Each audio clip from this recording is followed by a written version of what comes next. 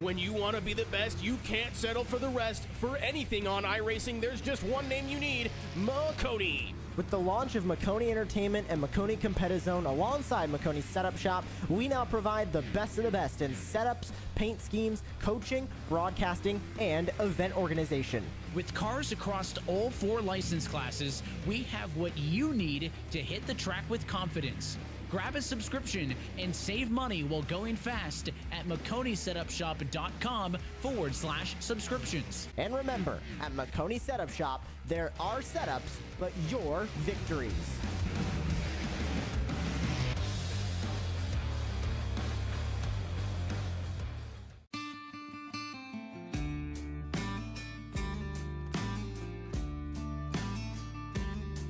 Hello, my name's Aaron Brown from the Garage Shop in Denver, North Carolina. We're here at the famous Bonneville Speedway in Wendover, Utah. One of the most harshest environments on the planet to race in, and that's why we need the best tools Snap-on has to offer. What we use here to pump up the oil in our race engines to prime them is this Snap-on screw gun. With its variable speed and high torque, this allows us to spin our oil pumps up to 1,500 RPMs, creating 70 pounds of oil pressure, which helps us get everything settled in, nice and happy, and turn the hot oil through the engine. Compact, lightweight, and able to fit in really tight spaces. Its 9-position clutch allows us to torque things, nuts, bolts, from 8-inch to 50-inch pounds. Small size and high performance helps us get into many places on a race car where normal tools can't. Under the dash and the engine compartment, we also use this to drill a lot of holes in very tight spots.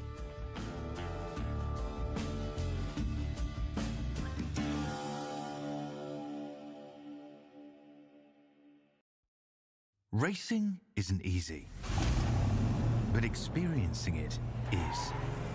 iRacing puts you in the driver's seat with the industry's leading sim racing game. Drive on laser scan replicas of the greatest racing circuits from around the world. Go head-to-head against other drivers chosen by skill-based matchmaking to ensure competitive racing at every level. Compete across all your favorite series. In officially licensed cars, engineered to deliver the most accurate driving experience possible.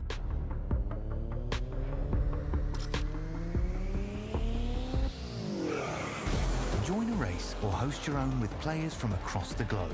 Race against the computer or in a league with friends. Feel the thrill behind the wheel. Visit iRacing.com.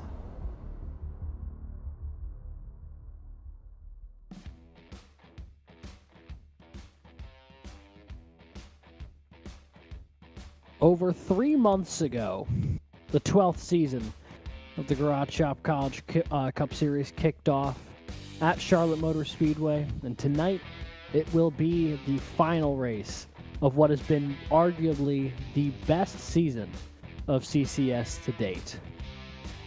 Tonight we'll be heading to a track that is no longer in existence, but is remembered fondly in our hearts as one of the better tracks for this next-gen car. Of course, we are talking about the big 2-mile oval out in Southern California, Auto Club Speedway. For tonight's event, I want to welcome you in tonight to the Ignition Zone pre-race show presented by CIL. For those who may have missed it last week, I'm Alex Gagnon. I was out, but of course bringing you the flag-to-flag coverage was my co-commentator tonight, Brad Daniels. Brad, we've reached the end of another season.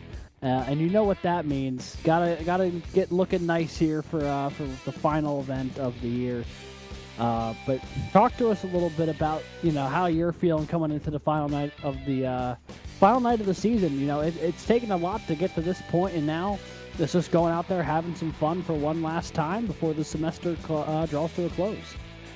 Yeah, I mean, we still got one last race for a couple of championships, but overall championships pretty much locked up. So, outside of that, we're going to see a lot of guys just fan out across this beautiful Auto Club Speedway. And, offers a lot of great shots for those who really like the broadcasting side of things. We will probably see a couple great shots here tonight of turns 1 and 2 when all the cars just fan out from the restarts. But, you know, a lot of these guys are out here to have fun. And, you know, we've been watching practice, and that's been pretty much it. It's just a lot of people running in packs, having fun, wrecking each other. And hopefully it doesn't conspire to the race here. But, you know, I think everyone's ready.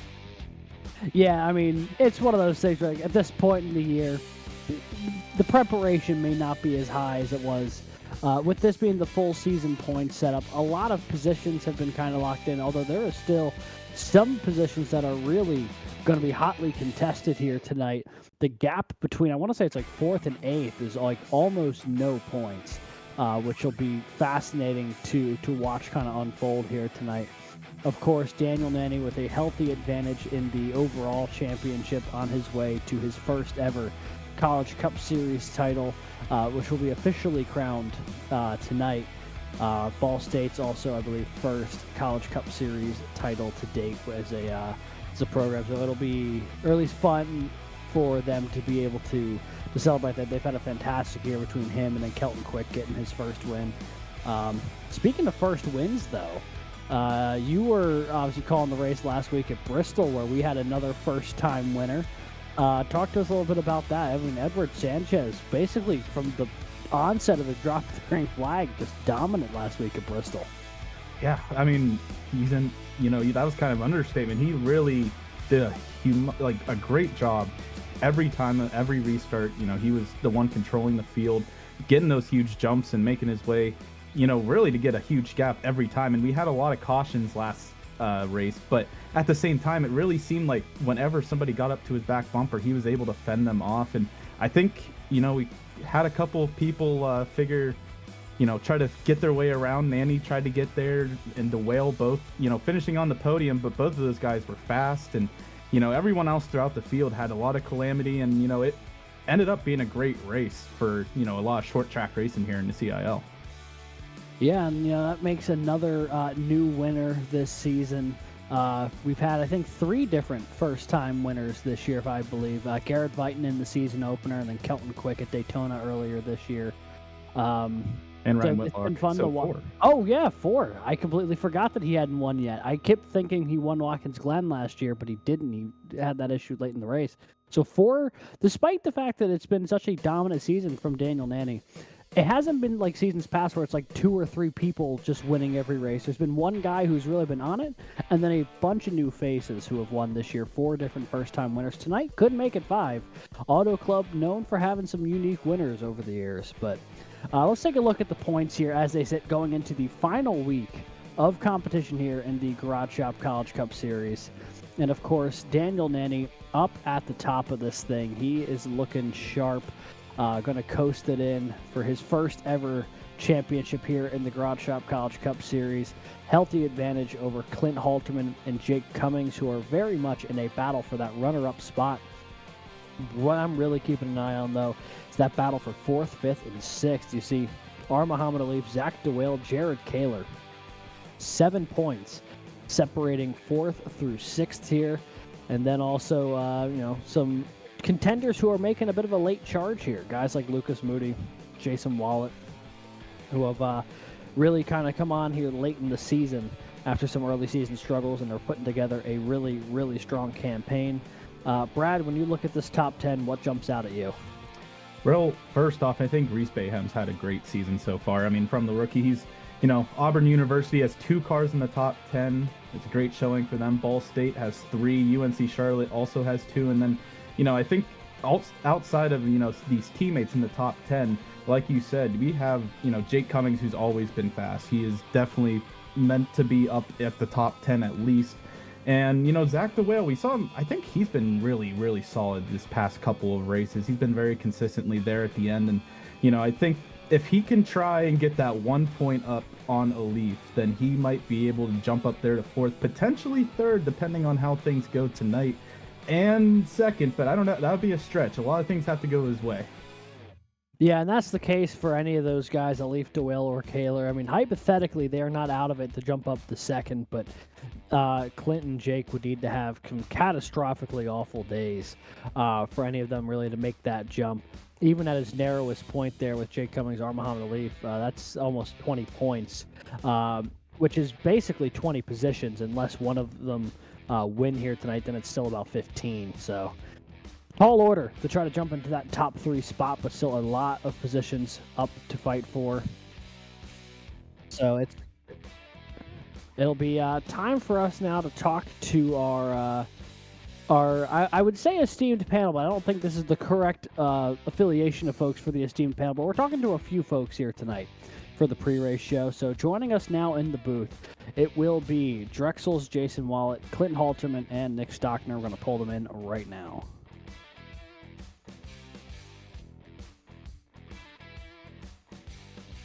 Hello, everybody. Welcome in to the Ignition Zone pre-race show. I guess I'll just let y'all kind of go around the horn here. How are y'all feeling tonight? Auto Club, of course, the last race on the schedule. How do you feel tonight? What's going through your mind? What are the emotions like as we bring this season to a close? I've done 5 total laps. We're going to wing it.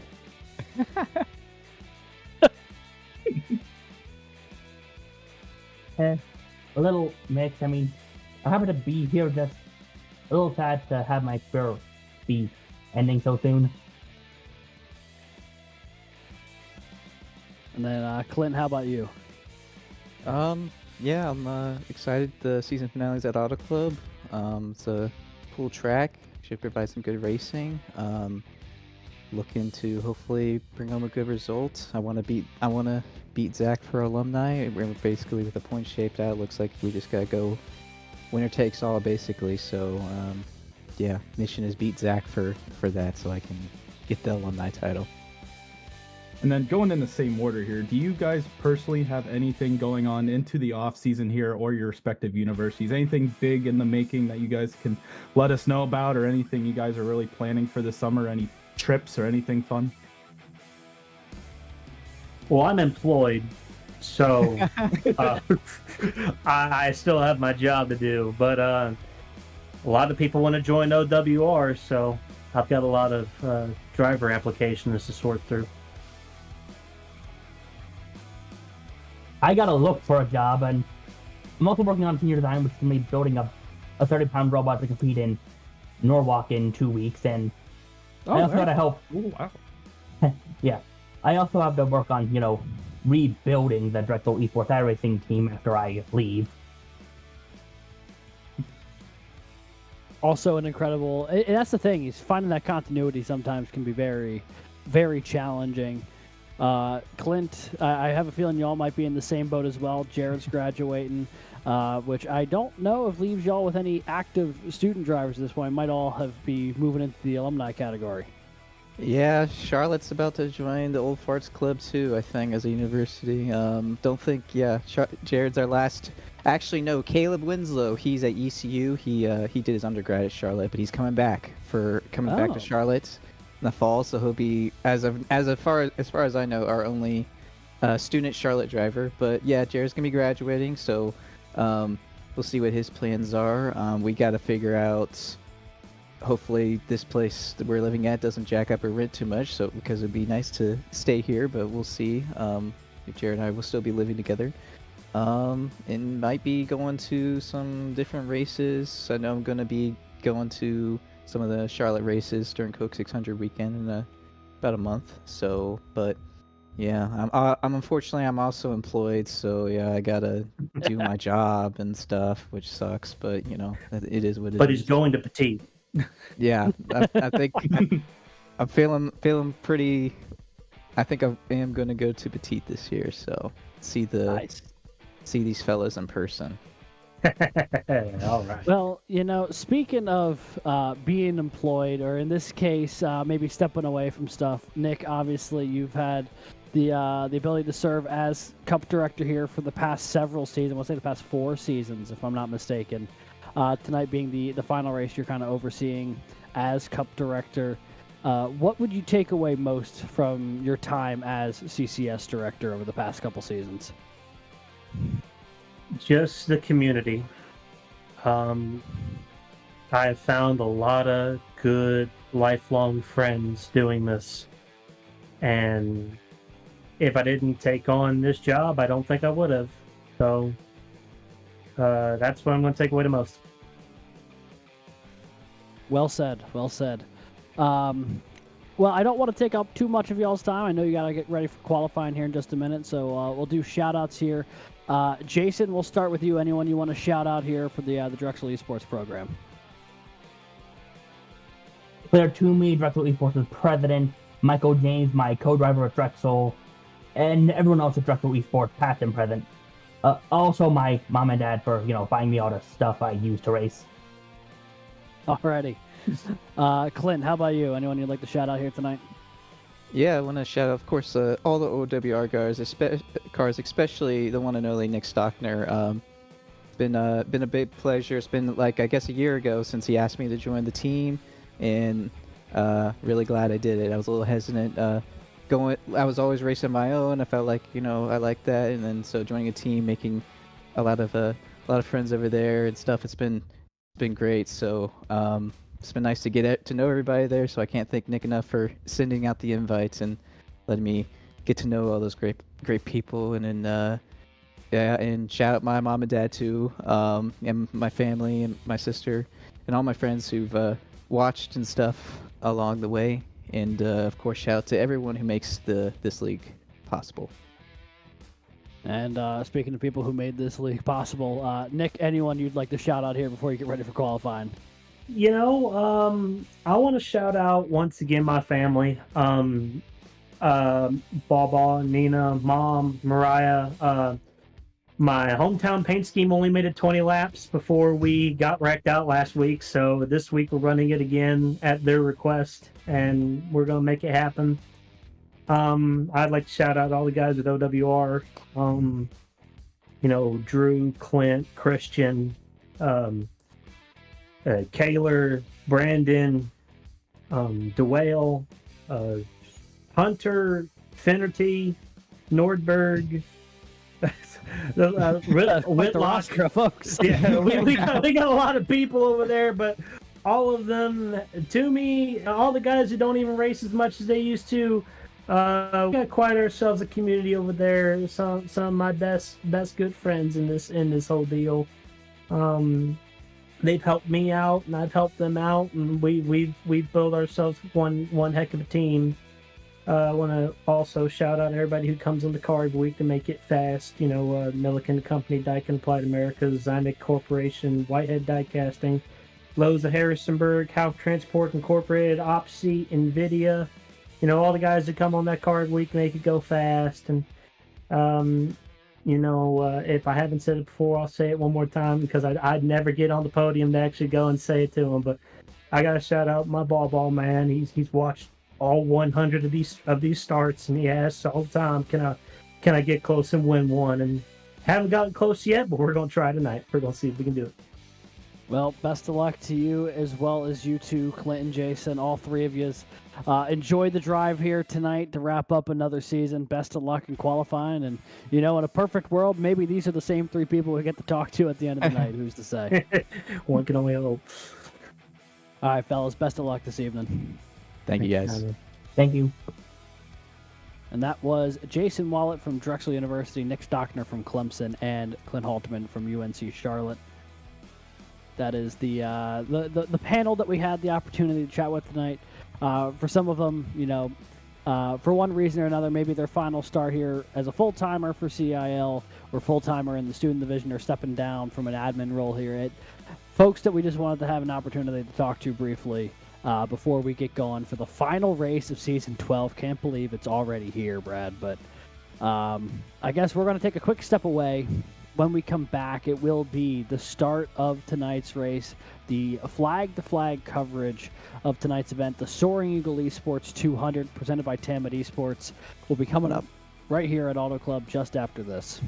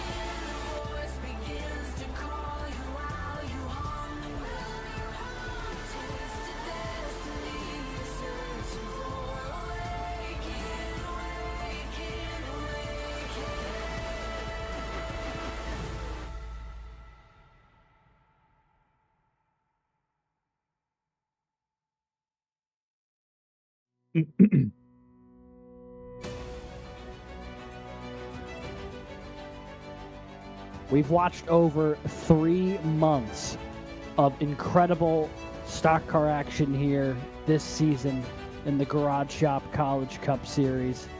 But tonight, all of that comes to a close.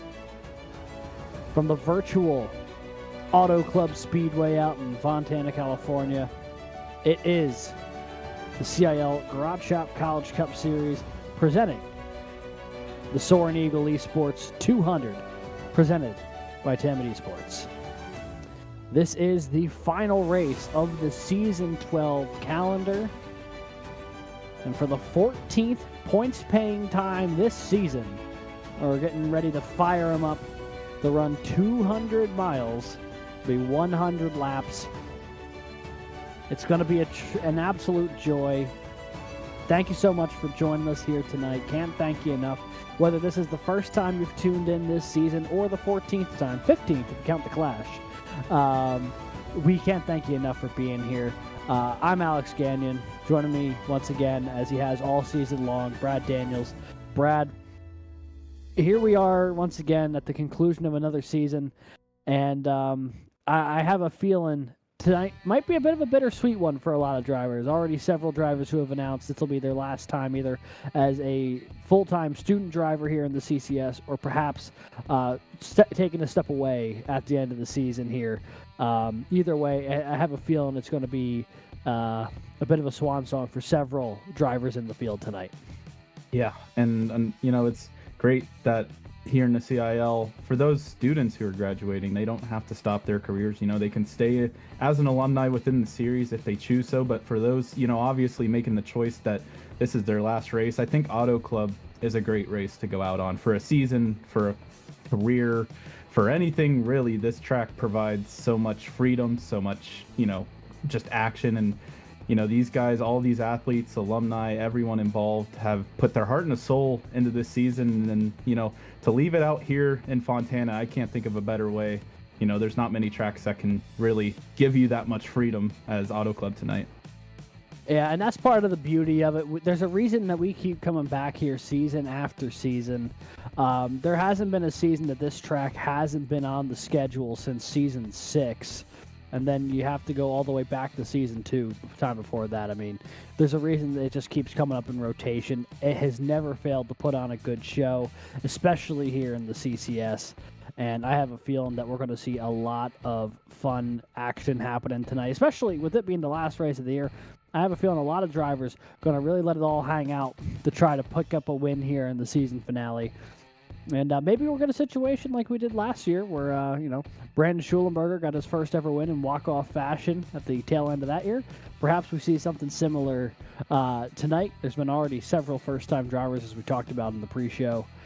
Perhaps we get another one here this evening. But before we get too far along, I want to thank the people who make this series possible each and every week for one more time, well, before we call it a season here in Season 12. Well, first off, I want to thank the Garage Shop, the season-long title sponsor of the series, a race car fabrication company building some of the most unique cars, trucks, and off-road vehicles around. Their motto of honoring the racers who came before us and putting our competitors behind us resonate with all here in the CIL.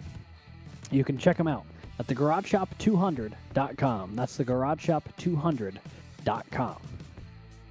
ECAC Esports, adding value to its member schools by enhancing the competitive experience for hundreds of students seeking to participate in intercollegiate esports. The McConey Setup Shop, the home for setups, paint schemes, coaching, and more, the official setup shop of eNASCAR and the Garage Shop College Cup Series.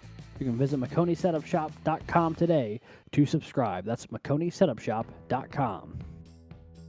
Whiplash SimCams, an iRacing and Esports media group specializing in racing and team graphics, iRacing camera packs, and other broadcasting resources. And of course, tonight's race sponsor for the 5th time this season, Texas A&M Texarkana Esports. We're proud to announce that Texas A&M Texarkana Esports is the official sponsor of this race for the CIL. At TAMUT, we're not just building a competitive esports program, we're creating real opportunities for student athletes. Through University Athletics, all Tampa Esports athletes receive in-state tuition, whether they're from outer state or even international. Plus, all transfers who meet the eligibility requirements, including a minimum 3.5 GPA, can qualify for our $6,000 transfer presidential scholarship, making higher education more affordable while competing at the highest levels. We want to thank Texas A&M Texarkana Esports for sponsoring tonight's events, and for more information about the program and what they can do for you, check out tamut.edu. That's tamut.edu. And with that, Brad, let's take a look at where we're racing here tonight. If you've been following the CIL as long as we have, this place is no stranger to CIL action. What are we going to expect here tonight? Well, I think we kind of went over a little bit already, Alex, but this, D-shaped 2-mile oval is wide, super wide, and looking here at some of the facts, well, you can see in the bottom left corner, it was demolished as of recently, but tonight it comes back to life for us in the CIL. You can see first saw back in season 3 in 2021, and this track just has, you can run so many grooves, you can run so many lines. It depends, if you want to burn up the tire or not, but the banking's going to help you progressively, run whichever line you want to go. But at the same time, you got to keep those tires cool and not, slip out of these corners, because it is easy to get loose out of 2 and 4 here. But really, this track is so wide, we're probably going to see 4 or 5 wide racing at times, especially for a lot of these guys. It's their last race, they're desperate, and especially with those closing laps, they're going to do anything they can to get to the front here. Yeah, and we've seen some crazy finishes take place here over the years. Have a feeling tonight could be another one of those nights. Just be a matter of how it'll all shake out when it is said and done. This place puts on one hell of a show. We're going to take a look here, I believe, at a qualifying video. Typically, it's our pre-race interview, but since we had 3 of them, producer Christian, who are we going to ride on board with here tonight? Going to be jumping on board with UNC Charlotte's Clint Halterman in the 007 machine, throwing it back. The fabulous Hudson Hornet. And we'll take a look here at what it's like. You can see, to your point, Brad, just how wide these corners are. So many different ways you can get around. You'll see 2, 3, even 4 wide through the corners here on these restarts. Getting up to that back straightaway, up to the wall, trying to carry as much speed as you can before diving it back down into turn 3 if you're trying to take that low side, or you can run it all the way up near the fence and carry as much momentum as you can off the corner to get that boost down the fence straight away.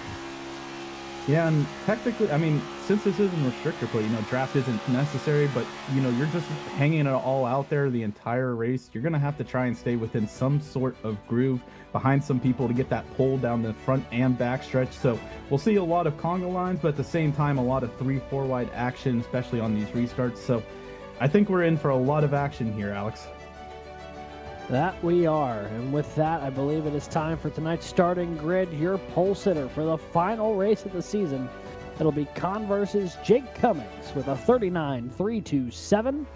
Puts it on that front row alongside Ball State's R. Muhammad Ali, only 0.05 of a second off.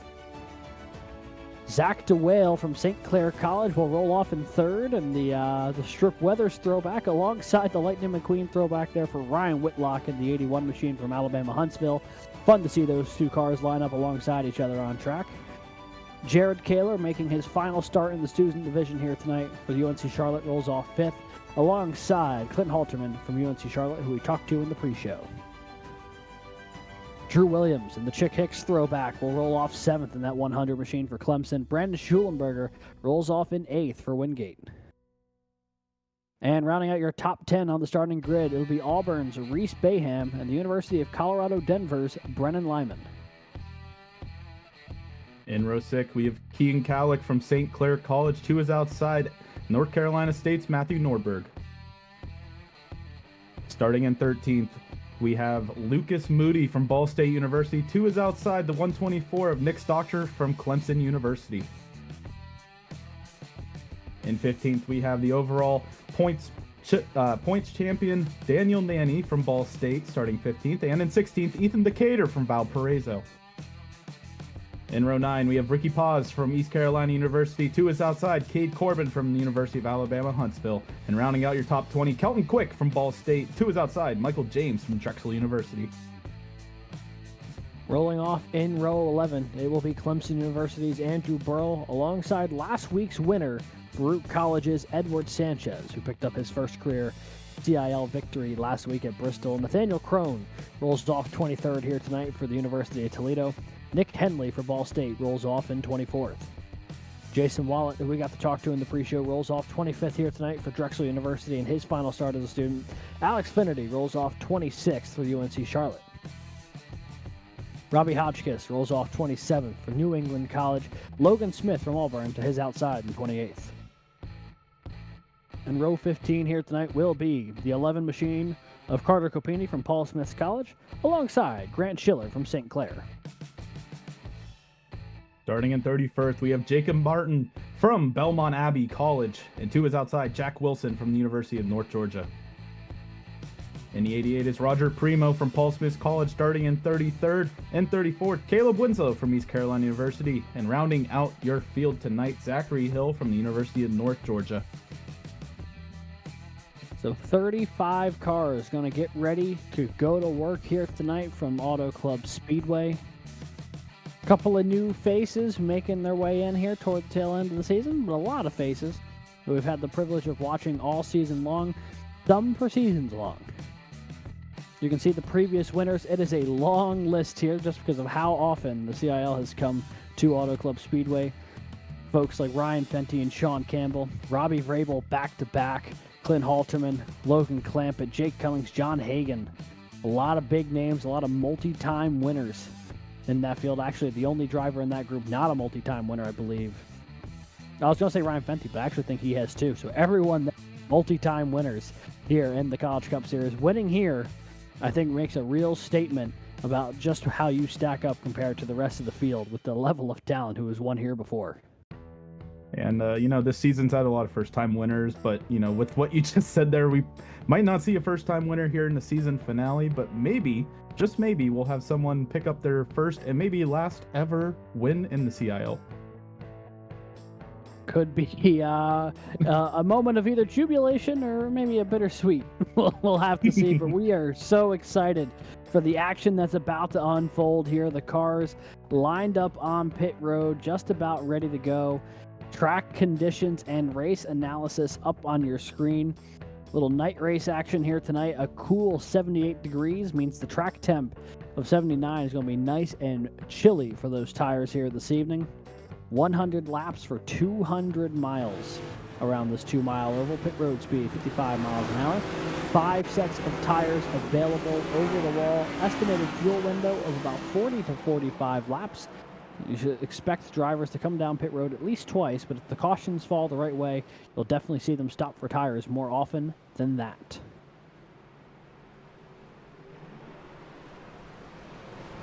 It's going to be, it's at times it's going to be a little hard to call out some of these cars because obviously there's a lot of different paint schemes here tonight. A lot cars inspired, but some other ones as well, including Nick Stockner's. A lot of very clean new paint schemes, and you can see some of these guys towards the back as well. Just pretty much half the field, I feel like, has new paint schemes here tonight. Got to celebrate the end of the season in style, and that's what we are seeing right now. They'll be making their way into 3 and 4. Pace car going to be coming off this time by, which means it'll be time to drop the green flag to start the final race of Season 12. We've had 14 points-paying races this season, over 100 in the history of the College iRacing League. And another chapter about to be written right here. Jake Cummings and Muhammad Alif are going to take the green flag, and we are racing here in California.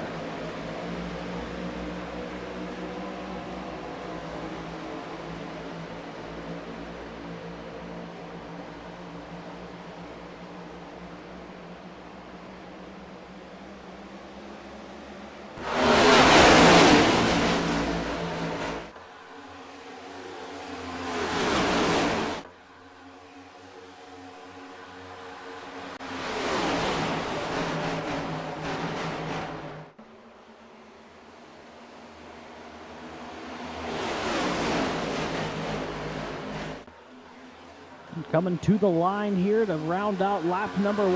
Jake Cummings to Muhammad at a dead heat.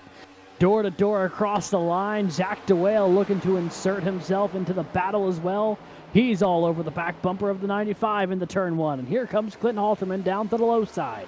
He's looking for more as he gets alongside the 519 for third. Staying committed to that bottom line. These guys, you can see, are all starting to fan out to that top side, but a couple takers for the bottom line as they all fan out into turn 3.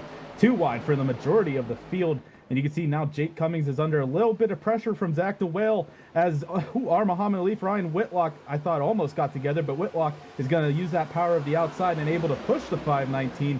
And now look at that trio on the outside line. Very reminiscent of the Piston Cup Championship 3. It's fun that we even have the ability to say that, but all these guys came together and said, we want to run that throwback. We want to make it happen. And you see him right there running 2, 3, 4. It's also fun with that bright yellow car that Alif's running here tonight. There's just so much color up in that front group there. Just the bright blue, the neon green, the bright red, the bright yellow. Fun to watch. And we see they're all chasing down that purple and black car of Jake Cummings. The Converse University driver has a win this season. He's looking to try to cap off this year with win number 2 if he can help it. But he is under a lot of pressure right now in the turn 1 as DeWale's going to poke a nose to the inside. Not able to get alongside that time by. But he is certainly putting on the pressure, as is Clemson's Drew Williams in that green car on the high side. Drew's going to power his way past Zach DeWale for that second place position. Now right up on the back bumper of the 95. 95 able to keep, himself in position. Hasn't really been side by side too much at the start of this race, but you can see right behind him now, Drew Williams in second place, getting a little bit of action to the inside, but he's going to be able to power through, stay right behind the 95. Those two are locked together right now for this lap, and it doesn't look like Drew's really concerned about getting to the front as of now, trying to lead this field. But one person to note, Matthew Norberg breaking into the top 5 after starting 12th, up 7 spots in the first 5 laps. Well, not even 5 laps yet. He has been making some moves here early on. He has been busy. As you see, he's up to the 4th position now and continues to close in on the lead. That 076 machine for North Carolina State. Trying to run that high side to good effect. We got a little 3-wide action just behind them. Lot to keep an eye on here. Bayham falls in here behind the 12 of Alif. Big elevator move from the 12. Gets down in front of the 81. And Alif's going to try to carry that past Nordberg. Bayham and Whitlock going to stay door to door here for the 5th position. Auburn Tigers up high. Alabama Huntsville down low in that bright red number 81. You can see Clint Haltman also joining in on the fun, now right beside Ryan Whitlock. Bayham gets right down almost in front of the 81, not able to complete the move there, but able to keep it out of turn 4. Now Clint Haltman is side by side with Keegan Calick from St. Clair, who's on the inside. You can see riding on board here with Clint Haltman to the outside of the 81 machine of Ryan Whitlock. Going into turn 1, Whitlock's going to send it right in there and able to clear for now. But you're going to see Clint able to use the momentum ever so slightly to get back. But Whitlock does a great job of getting out of turn 2, very keeping the speed up and able to stay in front of the 007 for now. And you'll see this a lot at Auto Club. Down the back straightaway, especially, things will condense as much as they can, single file, trying to utilize a little bit of that draft down that long backstretch. But the moment they hit the corner, everyone starts fanning out as wide as can be, trying to find the lane that's going to get some fresh air on the nose of their race car. And that accordion effect will continue. It creates a lot of dynamic passing opportunities. It also forces you to keep your head on a swivel here, because you never know how many lanes of traffic are going to be above or below you at any given point in the corner, just with how wide they can go sometimes. So 8 laps complete. Next time by here, Jake Cummings has the lead. Drew Williams is settled in the second here, just ahead of Whitlock and Nordberg. Alif has slid back to the 5th position, but is holding on to it despite pressure from Reese Bayham. Whitlock, Halterman, Schulenberger, and Kalick rounding out your top 10 as they run, as Nordberg gets around to Whale for 3rd, and he might be looking for more here going in the 1 and 2. That 076 has been inspired here in the early going. He's up 9 positions if he's able to hold on to that spot for third. Yeah, and he's kind of in the spot as DeWale was and able to slip on up to the outside lane. I thought he was going to be stranded on that inside line like DeWale was. That's how he lost third position, but able to get it back just like that. And now you can see that pretty much the top 10 all single file back until, you know, a little bit in the mid-pack, back until Brandon Schulenberger, Lucas Moody. So these top 8 have all figured it out, trying to stay in line and thinking, you know, we've made it almost 10 laps now. You know, we're going to probably go for a longer green flag run than maybe some may have expected here. I think Matthew Norberg might have been one of those people who have tried to burn up the tire early, get position, and hopefully hold for 1 or 2 cautions along the way to keep the positions. But right now, I mean, everything's staying green, and Norberg, we'll see if he's able to keep it up in this top 5 for long as we see a battle side by side. Clint Haltman, Reese Bayham for 7th. 007 going to try to round the high side here. Nothing going that time around. He's got a mirror full of Brandon Schulenberger right now, who's taking a peek to the outside maybe. And likes to jump back in line here. Alterman will clear. Now it's Schulenberger and Bayham that's going to go to war. Meanwhile, the 076 starting to fall backwards here into the clutches of the rest of the top 10.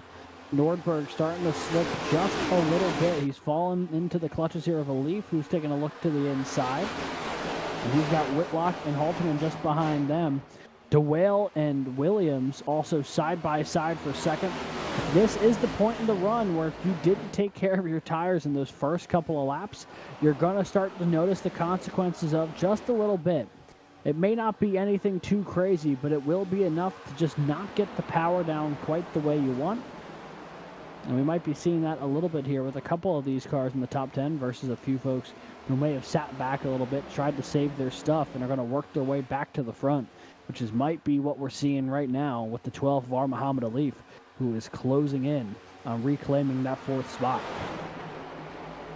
And these setups can either make the car really loose or really tight. And, you know, these guys, obviously, it's honestly, in my past opinion here of Auto Club, it's hard to keep that car straight no matter what you're doing. It could be any setup on earth, and it's, you know, as long as you keep the tires cool, the better you are. But some of these guys are burning up, and I think Matthew Norberg making it now into 3rd, diving into the inside, looking for 2nd now from DeWale.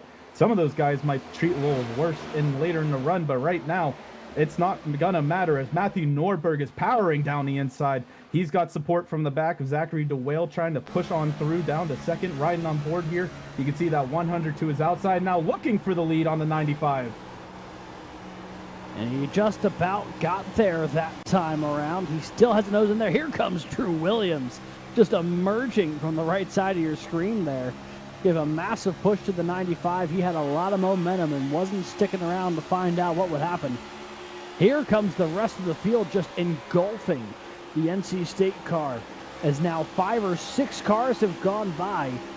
Just a matter of the 2 of them were side by side coming off the exit of the corner, held themselves up a little bit, and everyone else just pounced on them.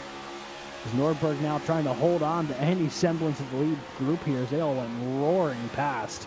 And it's about to be 3 wide for 2nd. Alif, DeWale, Williams, door to door to door off of turn 4. And Jake Cummings watching all of this unfold behind him. Just happy he's not a part of it at the moment. I'm sure that's what he's thinking. I think the other side of his mind is thinking, how can I not get away from anybody behind me with all this action going on behind? And now the 12 of our Muhammad Alif is able to get by the 100 and able to slide up to that outside line and take sole possession of that 2nd position where he started at the beginning of this race. So, you know, he fell back to around 5th or 6th and made his way back up to 2nd now. But, you know, here at Auto Club, it's not too hard to regain some of those positions depending on how you take care of your tires, because those older tires will be a pain for some of these guys. As you see Matthew Norberg now almost going back outside the top 10 as it looks like a 3-wide battle potentially for that 10th position and then on back. I mean, they are a little stacked up back there. Yeah, that they are. See now things starting to settle out a little bit, at least in the top 5. Just behind them, though, we've got ourselves quite the battle. Lucas Moody's got Nordberg, Keegan Kalick, Reese Bayham, Kelton Quick, and more all kind of stacked up behind him. Also a nice little battle there between the 519 and the 100. Yeah, look at that cluster coming off of turn 4. They are all stacked up on top of one another.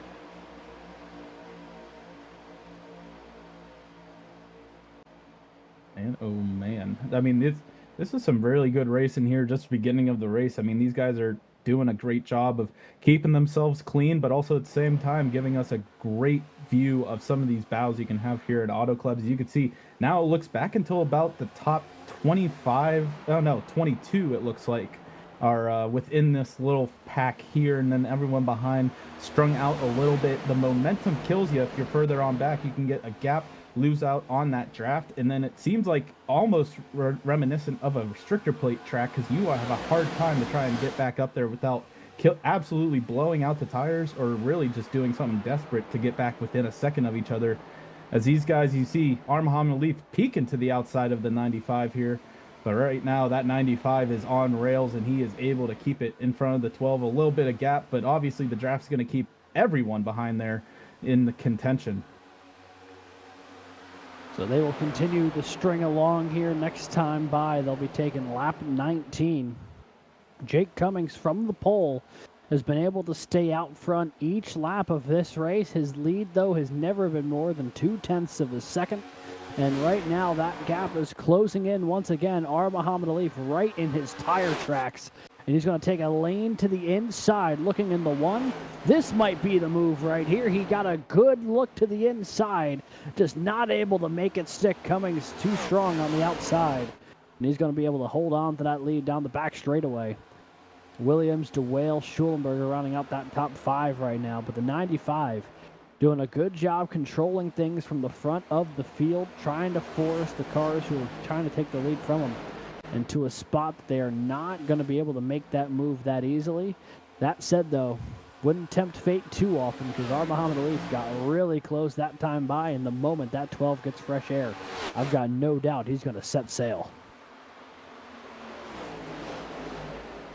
You know, these guys, you can see a lot of battling going on here and trying to keep track of who's battling for what. As you see Drew Williams get a little bit of that outside wall coming out of 2. And, you know, Alex, you said it earlier, but these guys at the front have very vibrant cars, and that's very easy for us to call out and the viewers at home, because I don't think there's 2 paint schemes that look remotely alike, really, until you get back to, like, 12. These guys are all running very different paint schemes. Obviously, the last race of the season, you're going all out and having some new paint schemes, but it's really easy on the eyes for some of, you know, the viewers and us watching here. Yeah, it feels very like when they first invented color TV, so they made everything as vibrant as possible just to show off the fact that they could do it in color.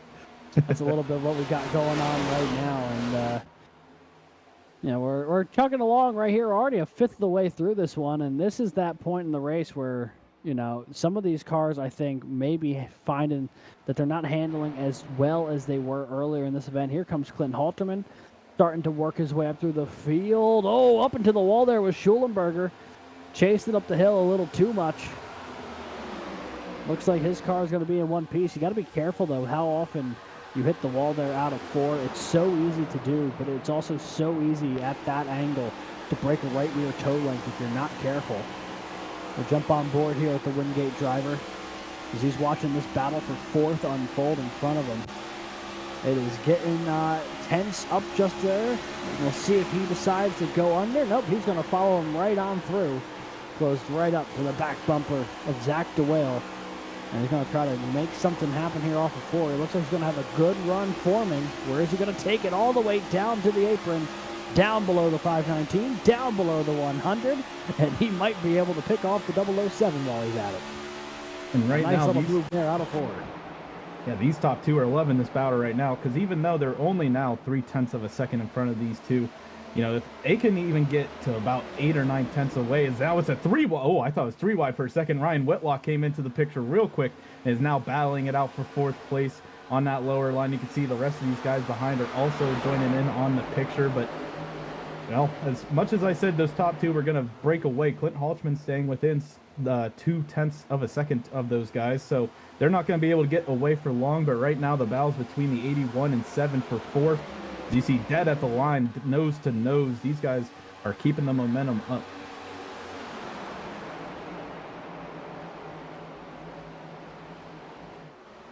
Whitlock looks like he's gonna have a nose ahead here going down the back straightaway. He'll hold on the fourth for now. And looks like the leaders are just about going to start working their way into lap traffic. Looks like we've got, I think that might be Jack Wilson up ahead. One of the North Georgia cars. It also might be Zach Hill.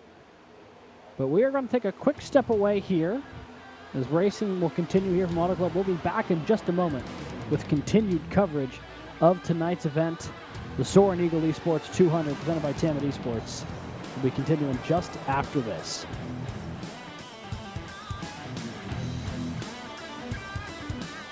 When you want to be the best, you can't settle for the rest. For anything on iRacing, there's just one name you need, Makoni. With the launch of Makoni Entertainment and Makoni Competizone alongside Makoni Setup Shop, we now provide the best of the best in setups, paint schemes, coaching, broadcasting, and event organization. With cars across all 4 license classes, we have what you need to hit the track with confidence. Grab a subscription and save money while going fast at MakoniSetupShop.com/subscriptions. And remember, at Makoni Setup Shop, there are setups, but your victories. When you want to be the best, you can't settle for the rest. For anything on iRacing, there's just one name you need, Makoni. With the launch of Makoni Entertainment and Makoni Competizone alongside...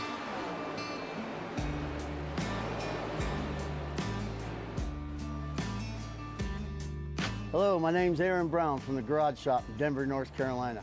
We're here at the famous Bonneville Speedway in Wendover, Utah. One of the most harshest environments on the planet to race in, and that's why we need the best tools Snap-on has to offer.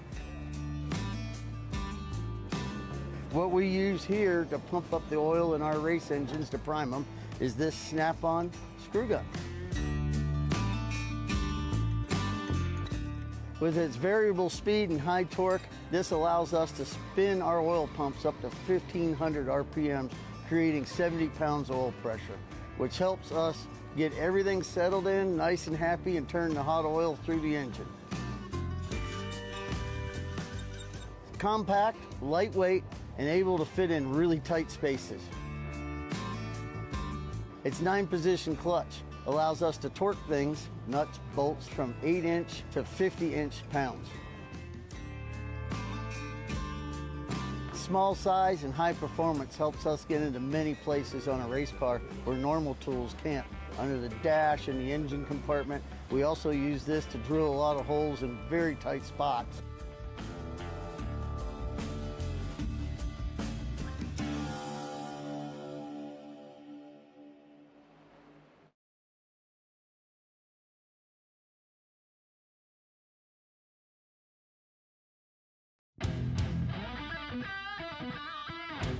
We are back, folks, as we are making our way through lap 29 now. And Roy, if you were watching the old side-by-side there just a second ago, Nick Stockner had a scary moment.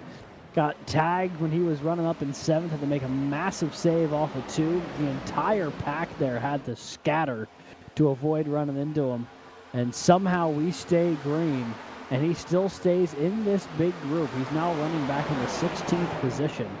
But we know that 124's got some speeds as he was able to work his way up inside that top 10. Here's another look at what happened in case you missed it during the side-by-side. It was him and Lucas Moody who got into it here through 1 and 2. Just a little bit of contact from the 13. The 124 with a fantastic save. And now watch everyone scatter to avoid 3, 4, 5 wide. Logan Smith, I mean, he did a great job of staying off of Lucas Moody there on the bottom side. See Jared Kaler really far down low. Multiple 4-wide battles there. Jason Wallet able to get up to the high side, and I'm pretty sure that Nick Stockner went from the first car in this group to the last as we watch another live cam here. You can see the 13 gets inside a little bit of the 124, but just gets back in the gas and sends it into the Clemson machine. But Nick Stockner is able to keep that thing straight. Does a great job of keeping off every other car here. And, he's, after that whole thing, still, like you said, within this battle, battling it out now with Drew Williams, who's made his, fell back to 14th now, surprisingly. Yeah, so there's definitely been some attrition in that top 5, top 10 group. A couple folks who have slid way back here, Drew Williams being one of the most notable ones of that group. He was running as high as second earlier in this race. He's fallen back now to the 15th position and continues to be going the wrong way. Meanwhile, Ryan Whitlock now up to third, and he might be looking actually to take away second from our Muhammad Alif here in just a moment. That 81 machine definitely, you can tell, has got a lot of speed after that win at Chicago a couple of weeks ago. That timing table is going to be flipping around just a little bit. We keep looking here with the 124 on his steady march back toward the front. He's picked up 4 spots since that slide. And he's going to be looking for a few more here, closing in on Kelton Quick and Jason Wallet, a couple of previous Daytona winners here in the College Cup Series. Matt Norberg looks like he might be, I would guess he'd be forced down pit road. He takes an early pit stop there. It's going to obviously send him back to a lap down. I wonder what happened to the 076 unless he hit the wall too hard. But looking back up here, you could see back up for the battle for 10th now. Kelton Quick on the outside in that gold number 2 Ball State machine. Now under pressure from the 124 of Nick Stockner. Stockner looking to the inside, coming out of 2 and able to keep the momentum and get nose to nose with the 2 going into 3. And that draft's going to pull the 2 ever so slightly. Kelton Quick is going to use the high line, but Nick Stockner is going to send it down there and use that drive to get up into the 11th position and set his eyes on the Jason Wallet. These 2 guys obviously talked a little bit to each other in the pre-race show. Now right behind each other, gonna battle it out for 9th. But right now, Kelton Quick gives it a little bit of a bump draft to the 124. And Drew Williams, I think, also coming out of pit road. Yeah, several takers here, and I wonder if the strategy is, if they think there's not going to be a caution, this would split it into equal thirds this race. So here comes Zach DeWale down pit road, car that was running really well at the start of today's race. Got to imagine that they're thinking long game here, trying to undercut some of the cars who may not have come down pit road initially. Although, I believe now Ryan Whitlock has just gotten past Jake Cummings for the lead. The 81, your new leader here, the Alabama Huntsville machine. And that's not through pit road, that's just through pure speed. He's past the 95. Alif and Halterman door to door for third behind him. So Ryan Whitlock setting sail here for Alabama Huntsville. How long does this lead group, though, decide to run before they themselves come down pit road? Estimated window was anywhere from 40 to 45 laps, depending on how hard you were pushing it to run a full tank. So they'd have to come down pit road in the next several laps, I'd have to imagine. But right now, we're going to see a bit of an interesting battle of fuel strategy play out between the folks who pit around 33 and 34 versus those who are going to stretch it a little bit more as Brennan Lyman and Kelton Quick going at it here. There's the onboard of the 56 machine as he's trying to find his way around that gold number 2. You see Brennan Lyman is locked in at the wheel.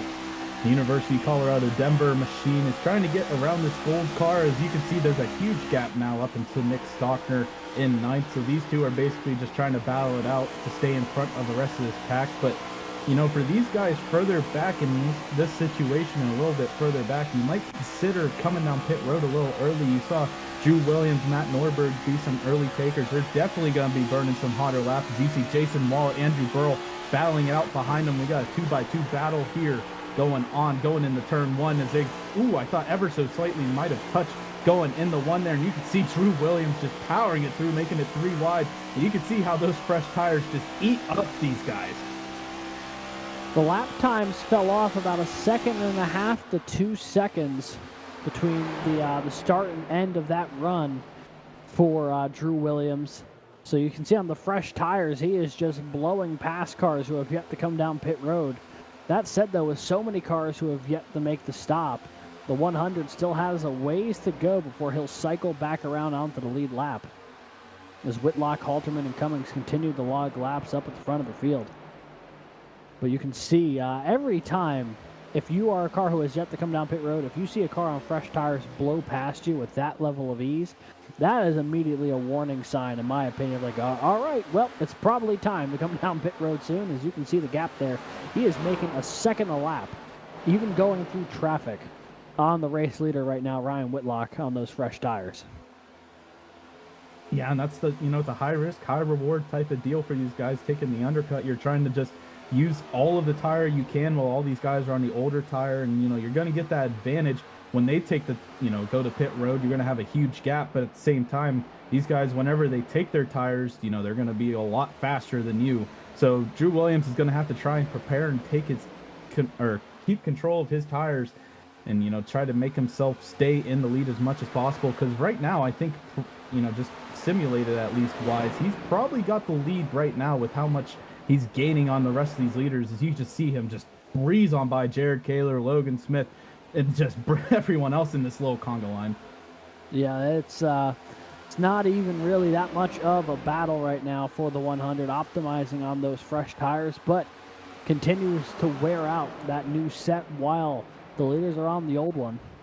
Got to imagine they're waiting till either they can't make it on fuel any further, or if Drew Williams unlaps himself or is about to. There's, you see the leader. There's Ryan Whitlock, that red car on the bottom left of your screen. Only about a half a straightaway back to Drew Williams, who's closing in right now. And any minute now, these leaders are going to be having to make their stop. And I have a feeling that once that bright green Clemson machine gets up there, that will be the sign for a lot of them that it's time to come down pit road. It's a weird statement to say, a bright green Clemson machine here. That it rolled off the tongue really nice, but right. Yeah, no. Then you think of like, oh wait, Clemson, yeah, not at all green, but at least for tonight, they certainly are.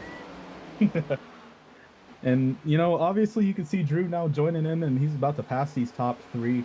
And I think a lot of these guys also, if you did not practice some green flag pit stops, it's going to be a little challenging to get onto pit road here. Obviously, it's such a high-speed track that you're going to see. I thought Drew Williams was going to either just tag Ryan Whitlock, potentially just trying to give him a bump draft down the front stretch. But you can see he's just clear now, able to get his lap back. And if the caution comes out, he is able to, keep his lap, but he's going to be at the tail end of the lead lap. As some guys, you see Brendan Lyman on pit road now, and I think the rest of these guys who saw Drew Williams and all these other guys that came down pit road, they're getting the memo and trying to get into pit road as soon as possible, because obviously that's some fresh tires that you can use up on these older tires, get some a little bit of time. And obviously, as you see Drew Williams, you're going to get that gap on some of your competitors.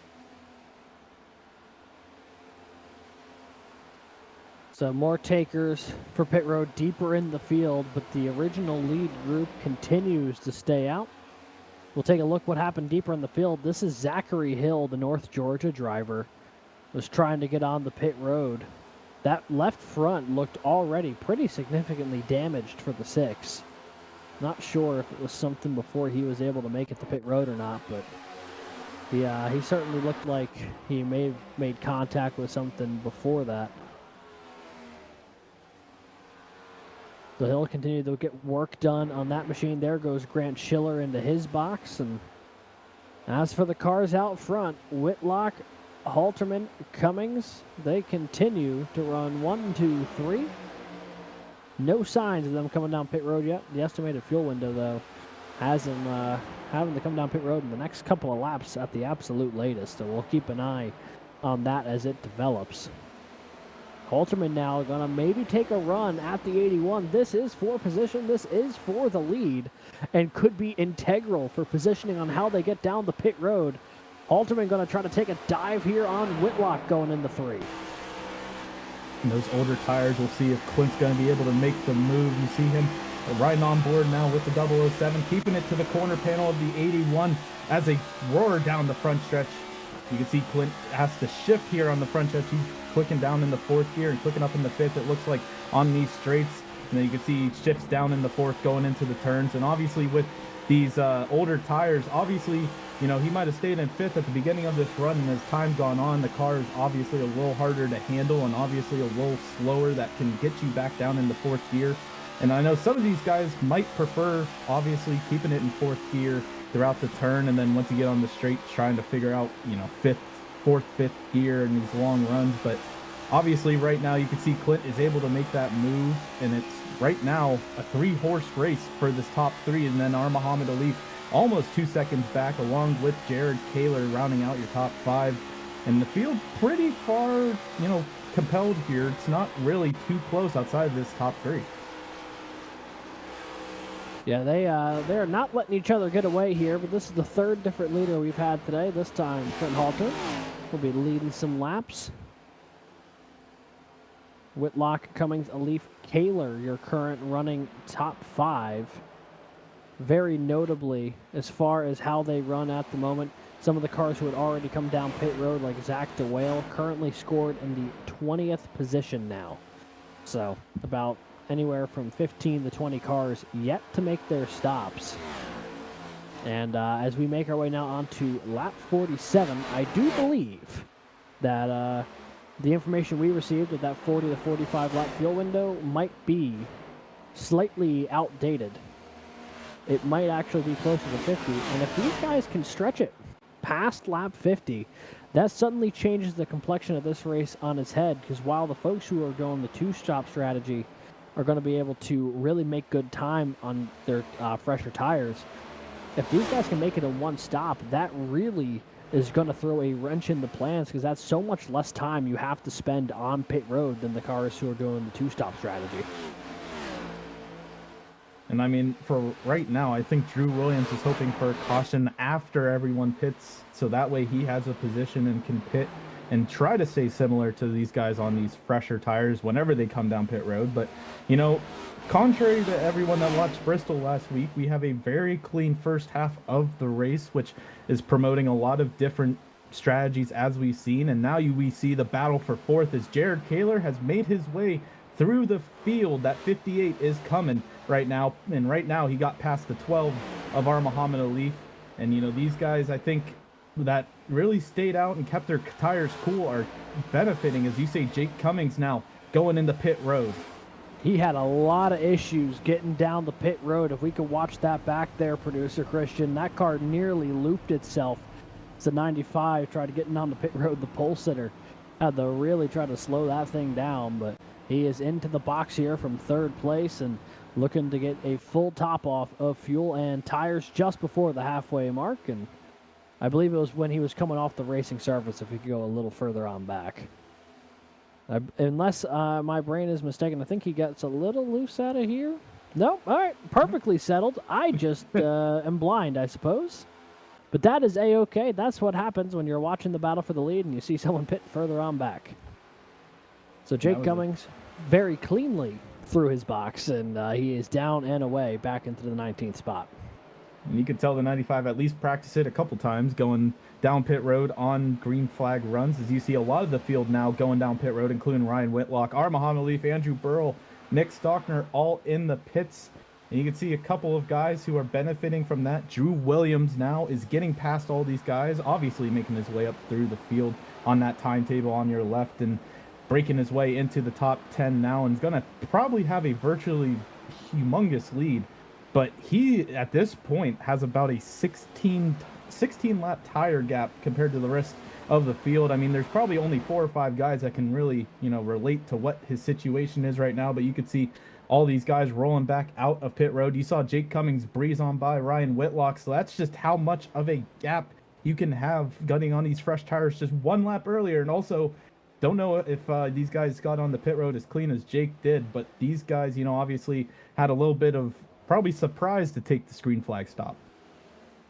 Yeah, now Jared Kaler, Reese Bayham, Logan Smith, I believe some of the only cars who have yet to come down pit road.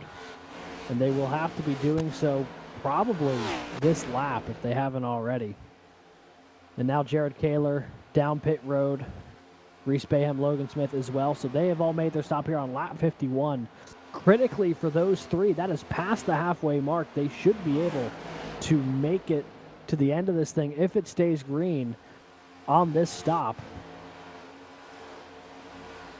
So here comes Zach DeWale, going to inherit the lead here, taking it over at the point.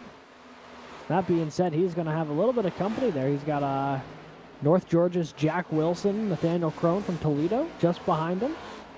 Not fighting for that position, but just behind him out on track there. Wilson scored 34th. Crone scored around a similar position, just ahead of him, I believe. I was going to say, there's a lot of blue taking up the screen right now with those three cars. It's, again, we're not used to seeing St. Clair in a Dynaco blue, but here they are. And Zach DeWale, you can see, I want to say, these guys behind obviously battling for maybe a lead lap position or just at least getting a lap back.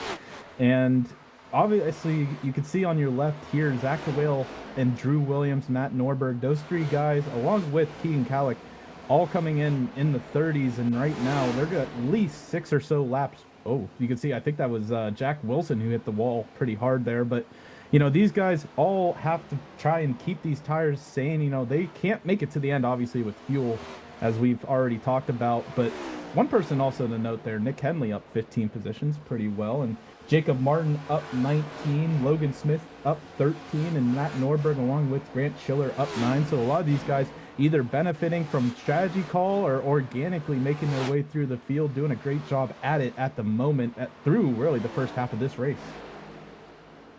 So after this green flag pit cycle, things have shuffled out kind of an interesting way. You got DeWale, Williams, Nordberg, Kalick, your top 4, who all pit a little bit earlier. Then you got Jake Cummings, who pit way later, back there in the 5th spot, who put up some distance from Ryan Whitlock, Muhammad Alif, and them.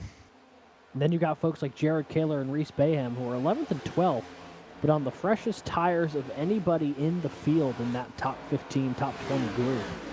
Be really interesting to see how this will sort itself out if this continues to stay green and these strategies come to fruition. Because while DeWale has a healthy lead right now over guys like Williams and Nordberg, eventually some of those cars on 10 to 15 to 20 lap fresher tires are going to start reeling him in. It's just going to be a matter of when, and do the 519 and the 100 continue to stick with that 2-stop strategy the way they planned it and come down pit road. And about the next 10 to 15 laps would be the next time they'd be scheduled to come down if they were trying to break this into 3 even parts. Whoa, that almost got really dicey. Ethan Decatur, Andrew Burrell nearly wiped each other out going in the 1. That 111 really trying to hold on to it right now. You can see, this battle was for 15th, now for 16th, as Logan Smith has checked out of these other two. Yeah, Ethan Decatur sent it in there a little too deep, and you can see now him and Andrew Burrell are battling out through 3 and 4. And it, just as this race has gone green, you can see a lot of these guys are kind of just like, in a 2-car tandem, it seems like, with just trying to stay within the draft, keep each other's speeds up. And, looking at the timing table, there is not a lot of people within striking distance of each other, at least in the top 10. You have to go back to nearly 10th as we look at this battle now with Muhammad Alif, Clint Haltman on some fresh tires with him. Nick Henley, who I believe is on some older tires, as Clint Haltman just roars to the outside of the 12, able to get that position easily. Jared Kaler, the freshest tires of them all, trying to stay in the battle as well and try to take care of them. Like you said, Alex, obviously these guys can make it to the end now on fuel, but they're going to have to keep their tires at least somewhat usable if they have any chance to make it to the end in this top 5. And right now, virtually everyone from 5th on back. I think Brendan Lyman might not be able to make it. I could be wrong though, but I think pretty much everyone 5th on back should be able to make it to the end of the race. So it's all about tires, right? Yeah, this is a fascinating display in fuel strategy here, and I so desperately hope we'll get to watch this thing come to fruition to see who played their cards right here. And you can see the gap between DeWale and Drew Williams not really shrinking. You see it continues to be around 4 seconds, but notably the time to keep an eye on is Jake Cummings, who has cut a 4-second deficit to about a 2-second deficit, reeling in Keegan Kalick. That is a battle between older and new tires there that will be happening for 4th sooner rather than later. Jared Kaler, the freshest tires of anyone in the field. However, this is going to be a hard pass. Clint Haltman and Muhammad Alif only on a couple lap older tires. And they've had far better speed than the 58 has through the opening half of this race. So that tire advantage he is going to need to utilize every bit of it if he's going to try to get around the 12 or his UNC Charlotte teammate in the 007. And now Caleb maybe going to take a peek to the inside. He got a good run down that front straightaway. The multi-time champ trying to get by the multi-time Formula College champ. He's going to be able to just slide in there and take away that 9th spot. A battle of 2 titans here. in the history of the College Cup Series and really the history of the CIL as a whole. Yeah, these two, I was going to say, have battled each other many times, no matter what part of the field. They've seen each other time and time again. Obviously, I don't think in that very bright yellow car that R. Muhammad Leaf, but at least in this UNC paint scheme that Jared Kaler runs consistently year over year. These guys have definitely battled it out. There's some great memories looking back through the seasons between these two, and right now Jared Kaler is sitting in a pretty great position, obviously behind his UNC Charlotte teammate in Clint Halterman and Ryan Whitlock in a real 4-car pack, as you see some guys doing some, I think, coming out of the pits potentially, but you know, these four right now, just very bright, different colors, all sitting in this pack, trying to just, you know, ever so slightly be a little faster than the guys in front of them, because really, other than Jake Cummings, all those guys in the front have to pit eventually, and these guys are just kind of setting themselves up to get at least up to Jake Cummings. Yeah, that's the big thing for them, is trying to get up to the 95. You see there, the 29 of Keegan Kalick has fallen back behind Jake Cummings. He's fallen back to the 5th position. Still a very good running order right now for the St. Clair College driver. He's had a fantastic season this year, 29. And according to producer Christian, also a very nice mustache. That was worth throwing out there as well. So you see, he is currently running that 5th spot on some older tires compared to the rest of the field, but now he's in a spot where he's got some separation between the cars in front of him and behind him, and you can just focus on increasing the longevity of those tires, not trying to force the issue on anything, just letting it roll and trying to carry this thing to when you need to come down pit road again. Not a horrible spot to be in right now if you're the 29 running inside that top 5.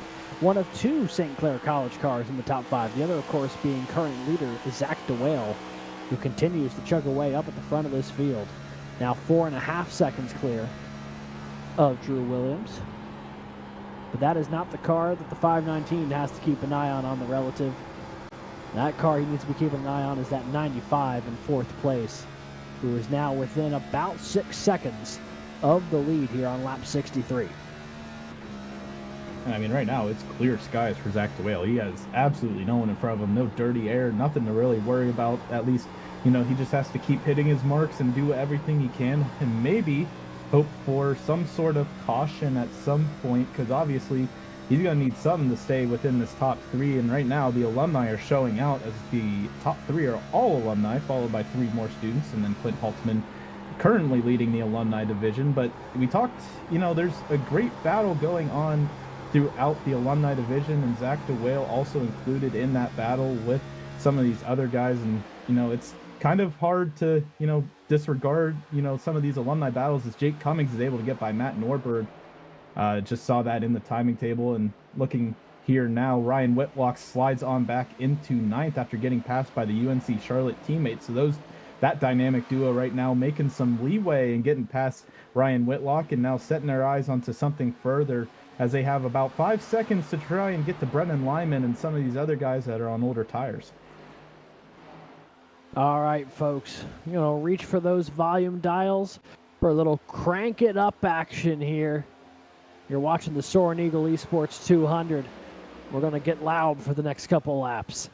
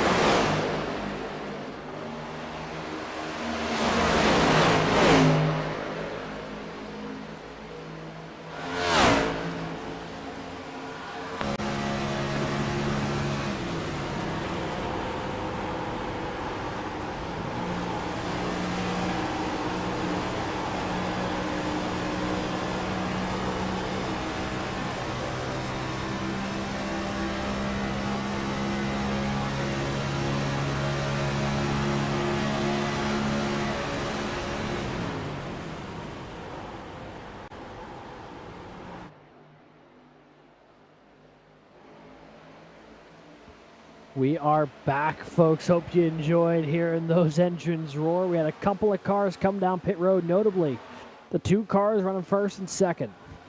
Zach DeWale, Drew Williams, both making stops.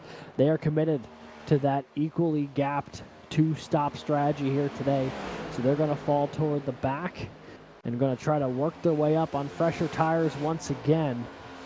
We're watching a battle here. Reese Bayham, who capitalized in a big way a couple laps ago, jumping several cars in the order. Quinn Halterman, Jared Kaler, Ryan Whitlock among them. The 334 and the 58 were the last cars to pit on that opening pit cycle. Have put themselves in prime position here to try to reel in the leader, but Jake Cummings has a healthy advantage right now.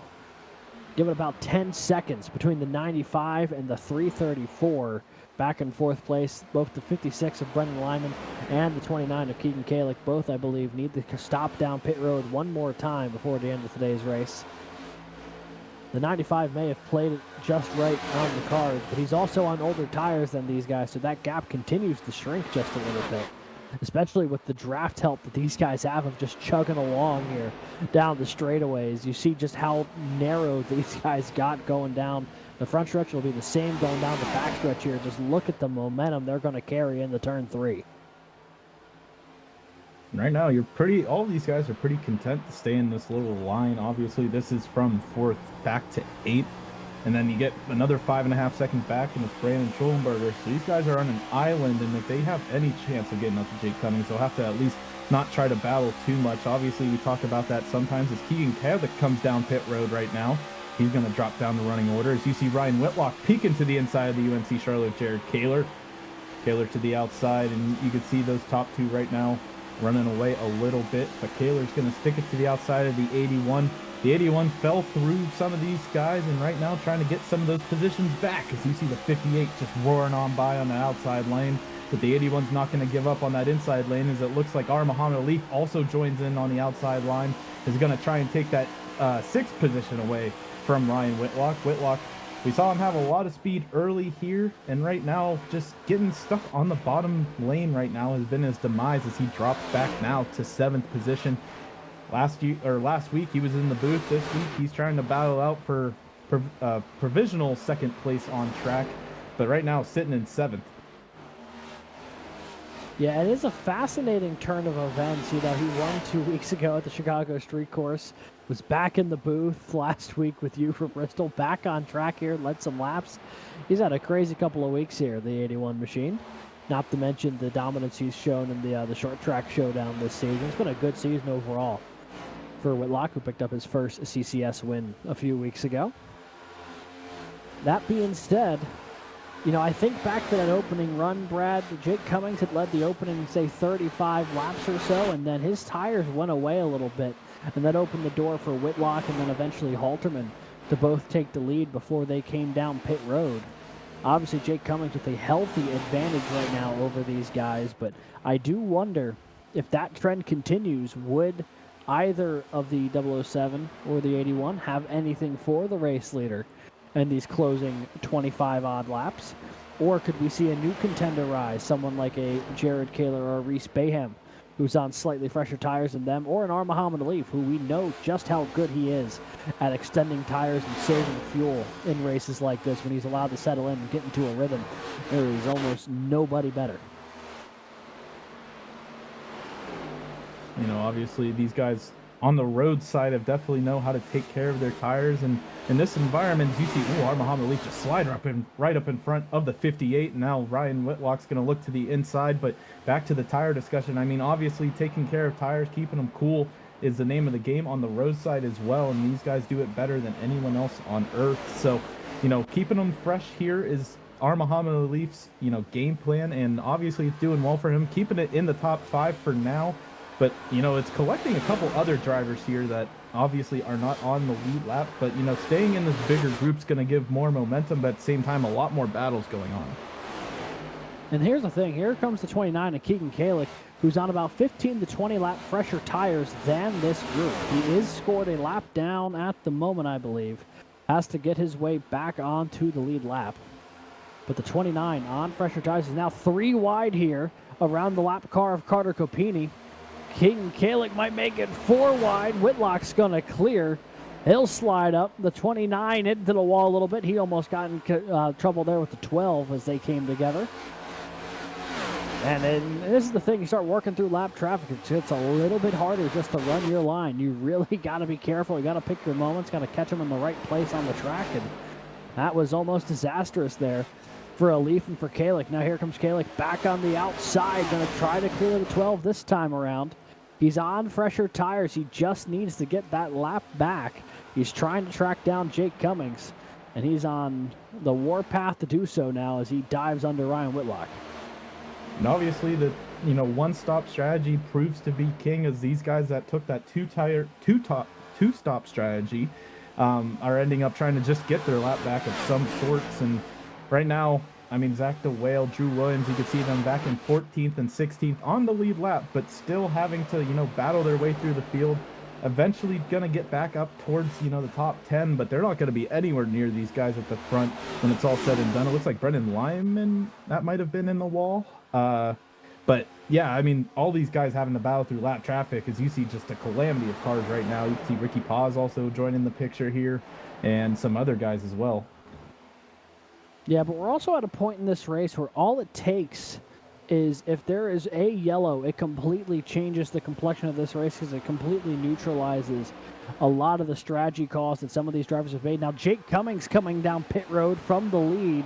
Despite the 10-second advantage, he does not going to make it on fuel from when he came down, so he is going to stop for his final time of the day, giving the lead now to Reese Bayham, and all of a sudden the battle for the lead has heated up in a big way because he is at the lead car of this breakaway pack, going back to Jared Kaler in 6th. And all of a sudden now, the 334 in the hot seat, especially because we believe he can make it on fuel if he's careful. Right, yeah, I mean, we were watching this pack of 5 for the whole time, and I didn't think Jake Cummings would come down that quick, but here he is, obviously sitting outside now, the top, almost to the 20th position, just because of one pit stop. So obviously these guys now battling out for the lead, and it's great to have 5 cars all within a second of each other to battle out. Brennan Lyman also here, obviously, so 6 cars battling it out for the lead. And with everyone really stretched out across this 2-mile track, we have 6 cars battling it out, going for that lead. And everyone back to Brandon Schollenberger. Schollenberger's going to have to try and find 7 seconds somewhere to even consider getting up to this front pack if they want a chance, unless a caution comes out here. Ricky Paz also just joining in on the fun for the last race of the season here.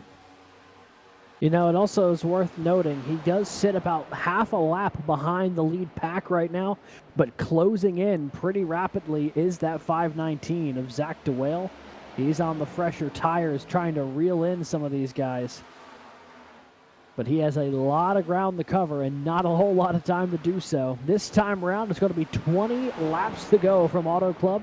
Reese Bayham in the right spot right now to try to take home win number 1 on the season. If he can hold on to it, it'd be his first career CCS victory.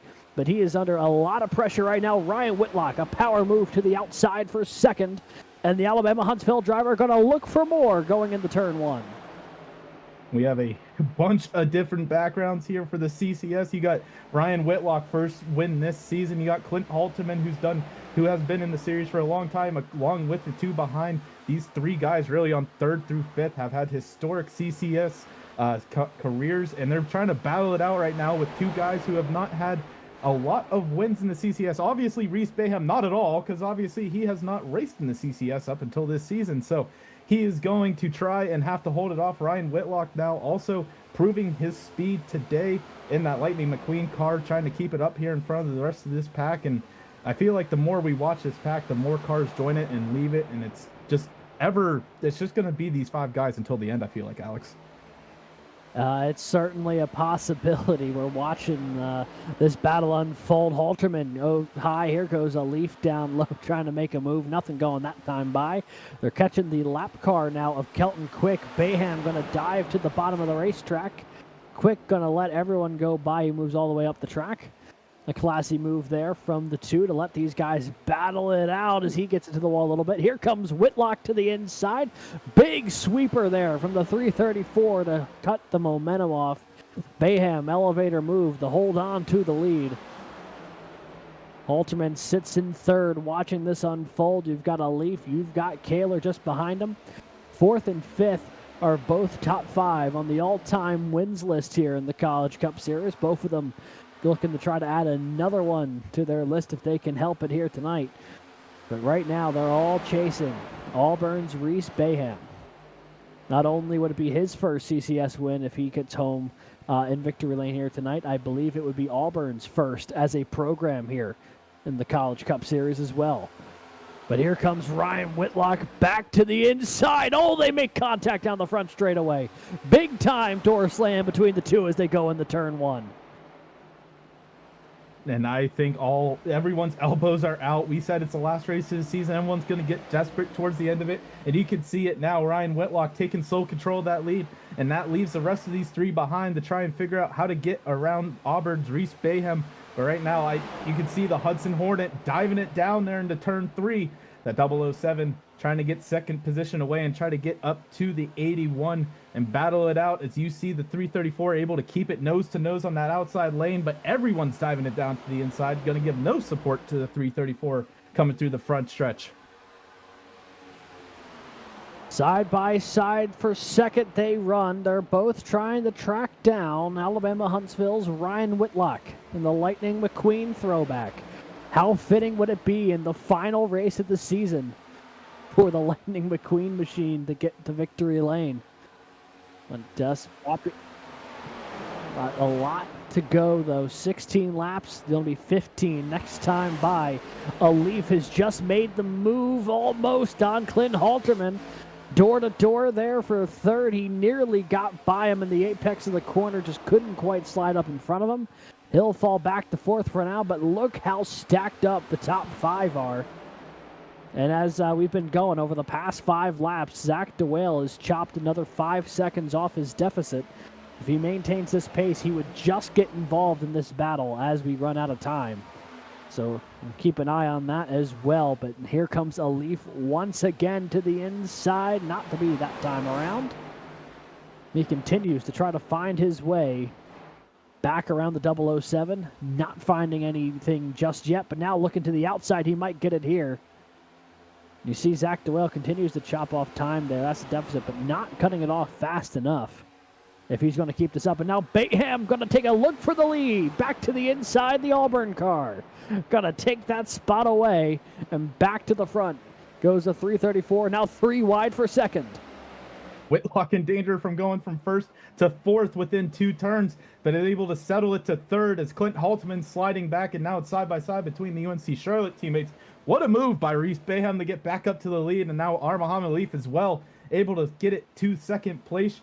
And now it looks like there's a ton of cars. It looks like the 32 of Robbie Hotchkiss and Ricky Paz also joining in here a little bit, trying to join a little bit of the fun. But as we're watching this top 5 mix and mingle these top 5 positions, one thing is Jared Kaler seems to consistently not be making too many moves, as he's making a move right now into the inside of Ryan Whitlock, able to slide it up in front of the 81 coming out of 2. And with 13 to go, that 58 is trying to charge up to the top 2, but Ryan Whitlock's not going to have it. He's looking to the inside, going down the backstretch, and right now UNC Charlotte, Alabama Huntsville going into turn 3, nose to nose. And the 007 also there as well, and some lap traffic is also joining the party. Yeah, the lap traffic's on fresher tires, so this is about to get interesting. Oh boy, Hotchkiss in the wall. Tried getting around the outside of Kaler. Kaler jumped up in front of him, and the 32 had nowhere to go but the fence. Well, that's going to be interesting to see how this plays out the next time the 32 tries to get up there to get his lap back. Here comes Hotchkiss once again to the outside. Again looking to the outside corner. Not going to be able to get there on Kaler that time around. But that did break up Ryan Whitlock and Jared Kaler. Both Whitlock and Halterman starting to fall back just a little bit here from this lead group. And dare I say, now there are 3 in this lead mix. It's Reese Bayham, Muhammad Alif, who's about to make a move for the lead. Alif takes the lead at the stripe. Is he going to be able to clear him, though, into turn 1? Oh, it's going to be close. He's not going to be able to slide up just yet. Now he will. And Muhammad Alif gonna take the lead for the first time here today with 10 laps to go. Meanwhile, some of these lap cars on fresher tires like Roger Primo launching down the inside of the back straightaway. And this is hitting interesting. Normally, you see the leaders trying to fight their way through lap traffic. It's not often you see the lap traffic fighting their way through the leaders with 10 to go. Lyman and Primo, though, and Hotchkiss all part of that group. And it's letting the leaders kind of get stacked up with 10 laps to go in Season 12. Yeah, they're going. It's kind of funny to watch these lead lap cars get sent 3 wide. Ooh, I thought Robbie Hotchkiss almost got into Reese Bayham there, but able to keep it off the back bumper. Brennan Lyman able to get by. Now Roger Primo and the 32 are going to try and get past Muhammad Alif now. It was kind of fun to watch these guys zoom on by this top 5, and now Muhammad Alif claiming sole possession of that top spot, as you see 32 and 88 still battling it out there and trying to get back to Muhammad Alif. Alif doing a great job. And you said it, earlier in the race, Alex, Muhammad Alif, if there's anyone in this field that's going to keep those tires clean, keep those tires cool, it's going to be the 12. And the 12 right now is showing out as he is keeping that lead strongly in hand. And, Reese Bayham now falling back to about 0.3 of a second behind the 12. And you just see all this. It just seems like every time we turn back, there's a new car entering this battle here. It really has been. More cars who have pit later in this race who are just trying to get their lap back around the 12. You see Hotchkiss to the high side. That was Cade Corbin, who they had just cleared to the inside. The 32 again getting a piece of the wall, trying to carry that momentum. That gap, though, opening up to about a 1/3 of a second. Back to Reese Bayham. Jared Kaler hot on the heels of Bayham now, trying to get around him for second. The only question mark that remains, I think, at this point, with the pace the 12 is showing, is he did last stop on lap 50, which means this run would have to go slightly longer than that initial stop. If you pit on lap 50, it means you've run 49 full ones and then came down on lap 50, which means he'd have to run 50 full ones and a little and some to make it to the end here. Did he do the math right to make it to the end of this race? It's going to be damn close. But the bigger that lead he can open up, the more he'll be able to afford to get off the throttle just a little bit, through the middle of the corner. Let it coast, let it roll just a little bit more. Save that extra ounce of fuel you might need for the tail end of this race. And you see he's actually jumping in behind the 32, getting a little bit of that draft help. But here come the lead 4. Back together, Whitlock has saved some stuff potentially for the end here. He got right to the back bumper of Kaler. And here comes Bayham to the back bumper of Alif once again. This one is not over yet with 6 laps to go. Kaler looking to the outside of Bayham. Bayham had to check up a little bit coming out of forward, lures his momentum, and now Kaler's going to try and jump on that opportunity. As you see nose to nose going in the 1, the 58 has that momentum on the outside. Bayham's not able to keep that lower line, is going to give up the second position to Kaler. Now Whitlock with a huge drive on that lower line is going to be able to get alongside the 334, but not be able to pass him because of that draft. Is going to pull the Auburn machine down the backstretch, but he's solely up on that high lane, and now you can see everyone else on that lower line. The 334 is just going to try and do some damage mitigation on the closing laps. Oh, the 12 hit the wall. Alif got a piece of the wall, and that has brought Jared Kaler right to his back bumper with 5 laps to go. These two cars have combined for 19 College Cup Series wins between them. Alif with 7, Kaler with 12. And now they're battling first and second with 5 laps to go. The gap less than a car length. Kaler and Alif. Here comes the 58, maybe taking a peek to the inside for the lead. Kaler to the inside for UNC Charlotte. Alif for Ball State up on the high side. Side by side, it's a dead heat off the corner. Ryan Whitlock right there as well. Alif going to hold on to it for now. We've got ourselves a 3-horse battle with 4 laps to go. Right now, Clint Holtzman and Reese Bayham also trying to stay within these top 3, but these guys are pulling away while those two are side by side back there, now able to file it out. Jared Kaler is unable to get around the 12. And I don't know of a more storybook fashion to go out of, season 12 here. We've seen these two guys win time and time again in the seasons past, and now these two battling it out for the end of season 12. I don't think either of them have won so far this season, and now they're trying to battle it out at the season finale and see who can win. But also, new winner here, and Ryan Whitlock also trying to get that second win really quickly. So these three, obviously, three completely different schools, three completely different backgrounds, three completely different colors, all trying to get that one trophy at the end of the season here. As you see, the 32 is in the wall. And here we go, side by side down the back straightaway. 3 laps to go. Kaler looks to the inside of the leaf. Whitlock going to give a shove to the 58, and he might clear him here. Jared Kaler to the lead for the first time today, and they'll be coming to the stripe with 2 laps to go. Does Alif have anything left in the tank to fight back? Here comes Whitlock and Halterman as well. The 007 has reeled himself into this battle with just under 4 miles remaining from Auto Club. A lot of these guys obviously were not thinking this would be a fully green run, but here we are with 2 to go. We got 4 cars within a 3/4 of a second of each other, battling it out. Into 3 and 4 for the penultimate time. Here comes the 007 of Clint Halterman. Also, Daniel Nanny into the mix. He is actually a lap down, but he is getting in here now. White flag in the air presented by the McConey Setup Shop. And Jared Kaler holds on to a 1/4 second lead. Whitlock and Alif side by side for second. Do either of them have something for the 58? Off of turn 2 and down the back straightaway for the final time.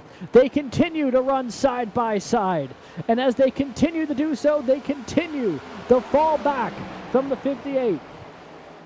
They're going to take one more lunge at it here. But Jared Kaler, the previous time champion in his final student start in the College Cup Series, is going to bring it home to win the final race of the season at Auto Club.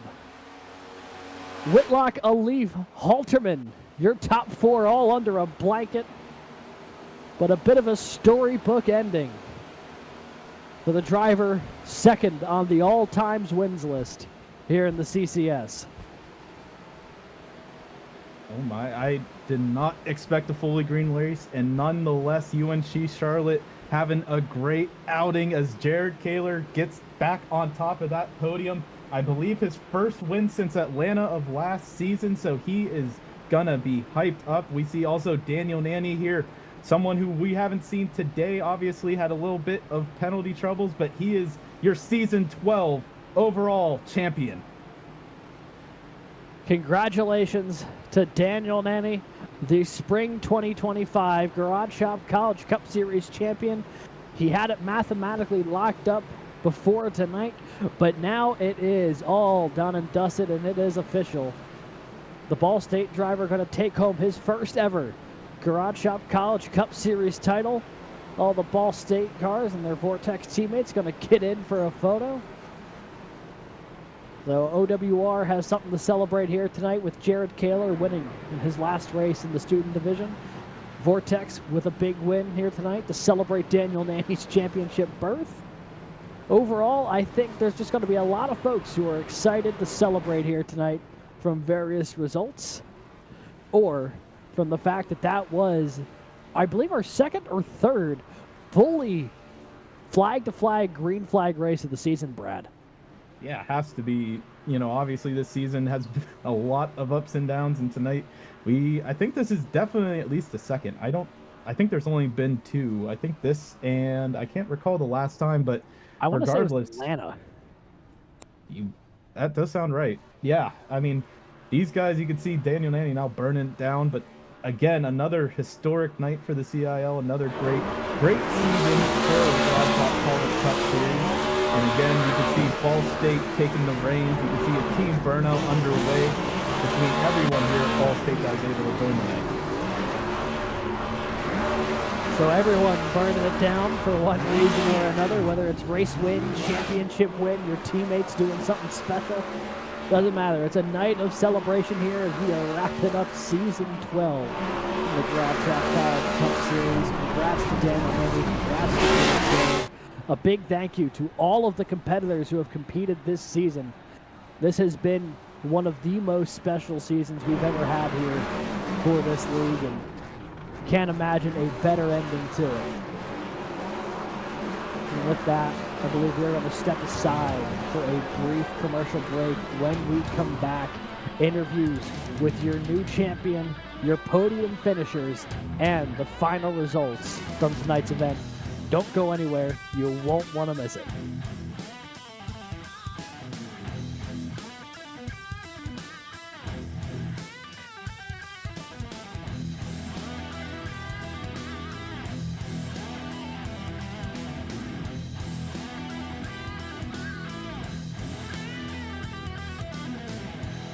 When you want to be the best, you can't settle for the rest. For anything on iRacing, there's just one name you need, Makoni. With the launch of Makoni Entertainment and Makoni Competizone alongside Makoni Setup Shop, we now provide the best of the best in setups, paint schemes, coaching, broadcasting, and event organization. With cars across all 4 license classes, we have what you need to hit the track with confidence.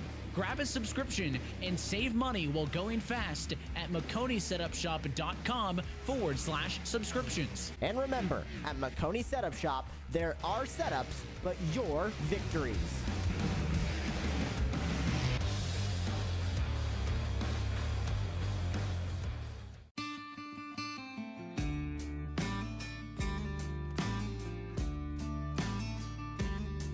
Hello, my name's Aaron Brown from the Garage Shop in Denver, North Carolina. We're here at the famous Bonneville Speedway in Wendover, Utah. One of the most harshest environments on the planet to race in, and that's why we need the best tools Snap-on has to offer. What we use here to pump up the oil in our race engines to prime them is this Snap-on screw gun. With its variable speed and high torque, this allows us to spin our oil pumps up to 1,500 RPMs, creating 70 pounds oil pressure, which helps us get everything settled in, nice and happy, and turn the hot oil through the engine.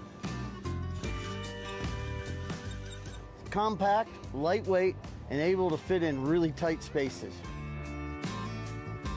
Its 9-position clutch allows us to torque things, nuts, bolts, from 8-inch to 50-inch pounds. Small size and high performance helps us get into many places on a race car where normal tools can't. Under the dash and the engine compartment, we also use this to drill a lot of holes in very tight spots.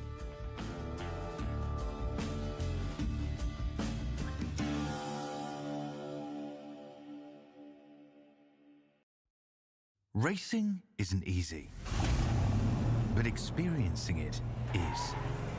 iRacing puts you in the driver's seat with the industry's leading sim racing game.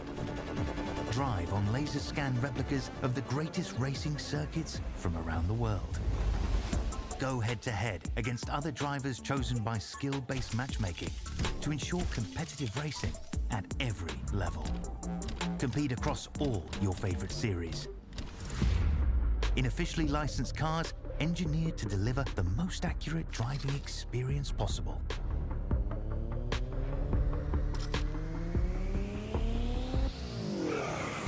Join a race or host your own with players from across the globe. Race against the computer or in a league with friends. Feel the thrill behind the wheel. Visit iRacing.com.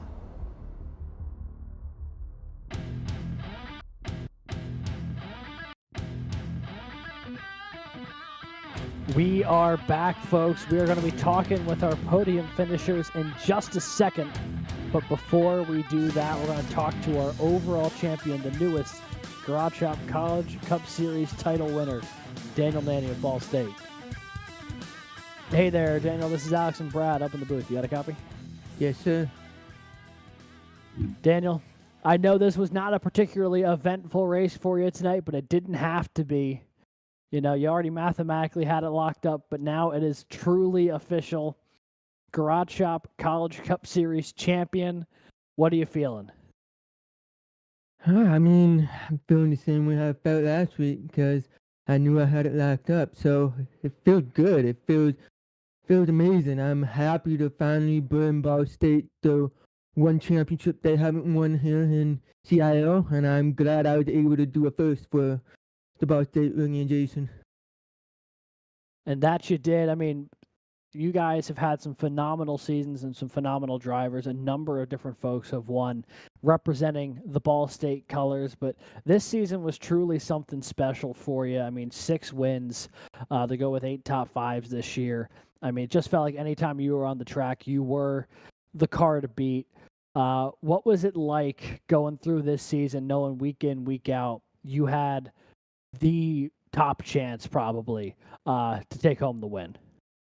Yeah, I mean, it meant a lot because it showed that I had the capability to be the best in the lead and be the best on track. And it really means a lot to me, especially after how last semester went.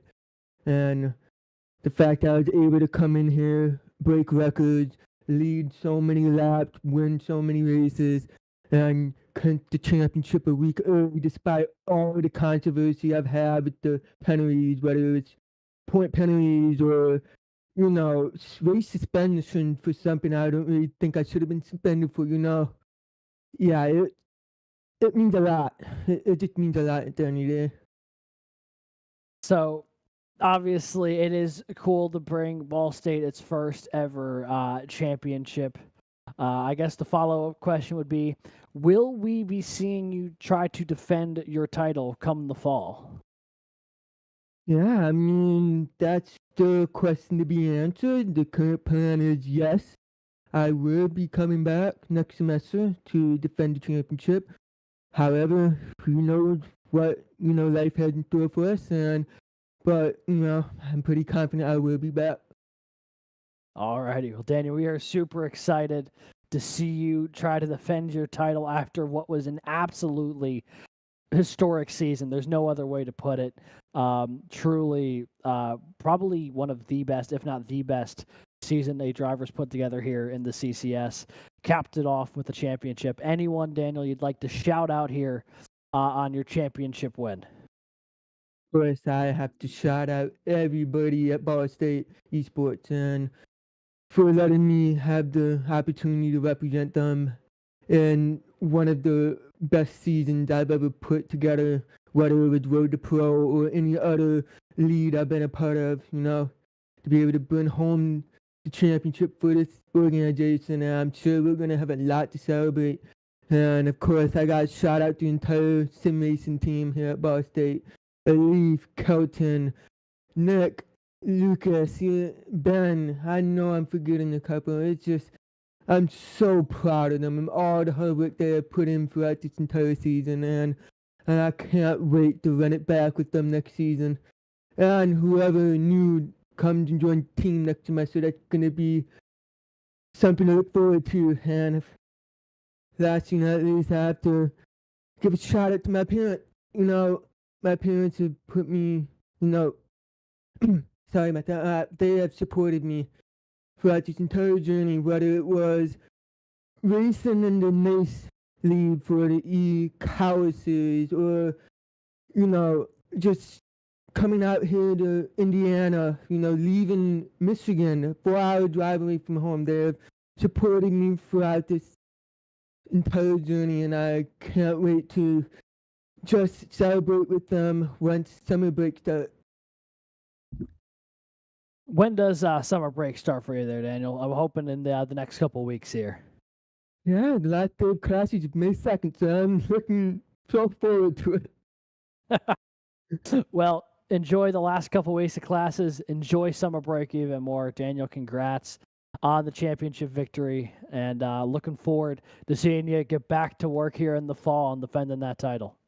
Yeah, thank you guys so much, and I can't wait to see what this lead has in store for us. And that was your overall championship winner, Daniel Nenny of Ball State University. Moving right along, I guess, Brad, you're going to be catching up then with our race winner, Jared Kaler. down here in victory lane. Jared, you got a copy? Yeah, I got you guys. How's it going? Well, I think it's a season in the making. I mean, there's no better way to finish out your student career than with a win. Take us through your night. Take us how this season built up to this momentous win. Yeah, I mean, it's been a pretty rough season. I've been pretty busy with my schoolwork, defending. That was Clint right there. It's been it's been pretty busy with my schoolwork and everything, so I haven't really been practicing iRacing in general. And I mean, I got a whole new rig. I got new pedals, new steering wheel, and everything. So it's just been really a learning curve with that, and then lack of practice altogether. And I've just been kind of doing the best I could do, running in the top 10. And I mean, Auto Club's my personal home track. I went raced there for as long as I could remember growing up.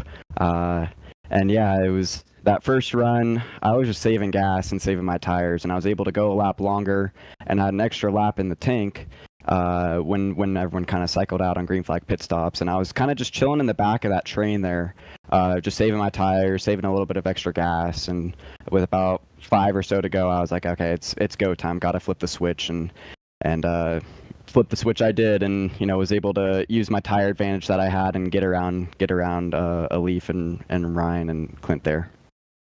And with tonight's win, I got a little bit of an assist here from our stat man Alex. But this is the 7th different season you've got a win in the College Cup Series, so congratulations on that record. Thank you. What does the future hold for you here after this season? We looking for coming back for another season, or how are things shaping up for you and the forthcoming future?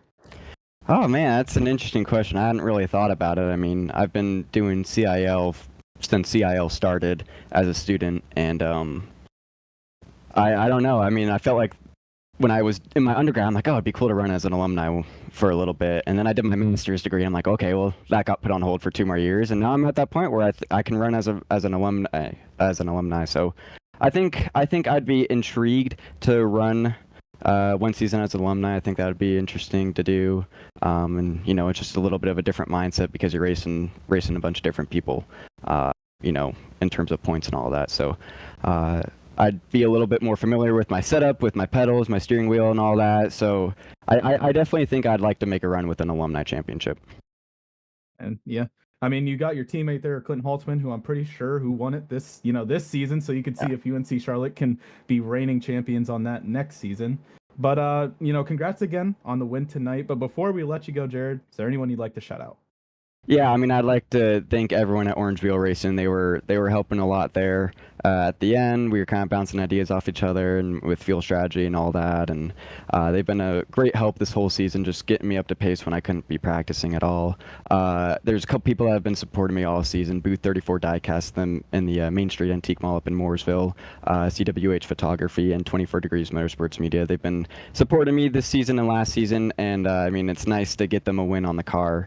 And I mean, I'm just so pumped to get a win at Auto Club. It's like I said, it's my home track, and I've always played the long strategy game in these races where I save my tires, and it never worked out, and today it worked out. So I'm so happy that worked out in my student finale. Yeah, I mean, you grow a growing list. I mean, joining Clint here at Auto Club, where different winners seem to reign. We only have one repeat winner in the, I believe now 9th iteration of the race. So congratulations on making that list, and have a good night. Obviously you're gonna be pumped. You have Clint there. You both have something to celebrate here tonight. So hopefully you guys can at least wake up tomorrow at some point during the day. Well, I'm defending my thesis tomorrow for my master's, so I can't party too hard. So party's got to be on hold for a night here. But I also like to want to give a shout out. Celebration after that. Yeah. I also want to give a shout out to you guys as well for putting on the stream, and everyone with CIL that's done a job running CIL in the past, present, whatever. Just give a shout out to everyone there as well. Hey, thanks again, Jared, for that, and thanks again for joining us here up in the booth. Congrats on the win here in Auto Club, your hometown track now, and hope we see you back here next season for some more memories. Yeah, let's go. Let's get another one. Alrighty, I'll have a good night, Jared. Thank you, guys. And that was your winner here tonight at Auto Club Jared Kaler. We will send it back up in the booth with Alex with your second place finisher, Ryan Whitlock, who was in the booth last week. So he's getting a lot of movement up here, it seems like. Hey there, Ryan. This is Alex and Brad in the booth. You got a copy? Yeah, I got you guys. Well, the past 3 weeks have been win, broadcast the race at Bristol, and then come up just a quarter second short here today. But boy, was that Lightning McQueen scheme fast here tonight. Talk to us a little bit about your night and just how close it was, because you were right there at the end. I mean, more than anything, I'm glad I did the Lightning McQueen paint scheme justice because, you know, the league goes to Auto Club so much, and I usually don't run very good. So I'm just glad that in such an iconic paint scheme attributed to so much success, I actually got a good result out of it. Well, certainly did. And, you know, you were running the part-time schedule this year, Ryan, you know, running about half the races, broadcasting a few, I think maybe spotting one or two. You've been all over the place when it comes to CCS, but as a whole, how would you view this season from, you know, the ups and downs of a couple of early rough starts to getting that first win and then, you know, finishing off with another podium finish? I mean, you know, funnily enough, the point standings would not reflect this, but I would consider this my best Cup season. A win on pace, fighting for a win on pace here, and I think Iowa, I was like top 5 on pace, and then sped in the pits, and then still got a top 10 out of it. So just a really good result, and truth be told, I was trying to beat my UAH teammate Cade Corbin in points, having run half as many races, and I do think I've done that. So just a good season. It's nice to make the right strategy calls and just have actual pace. Well, it certainly seemed like it was working out for you, especially in the latter half of this season. I'm also going to take a quick look here, and yes, by 11 points, you did beat Cade in points. Yep.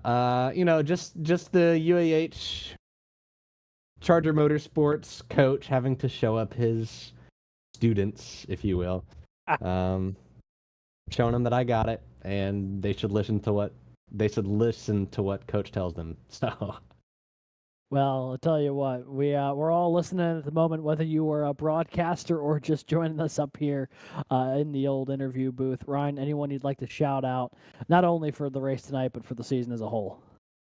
well, first you guys. Yeah, I guess it is 3 weeks in a row being in the booth when actually broadcasting an interview. So yeah, 3 in a row, whether by driving or by commentating itself.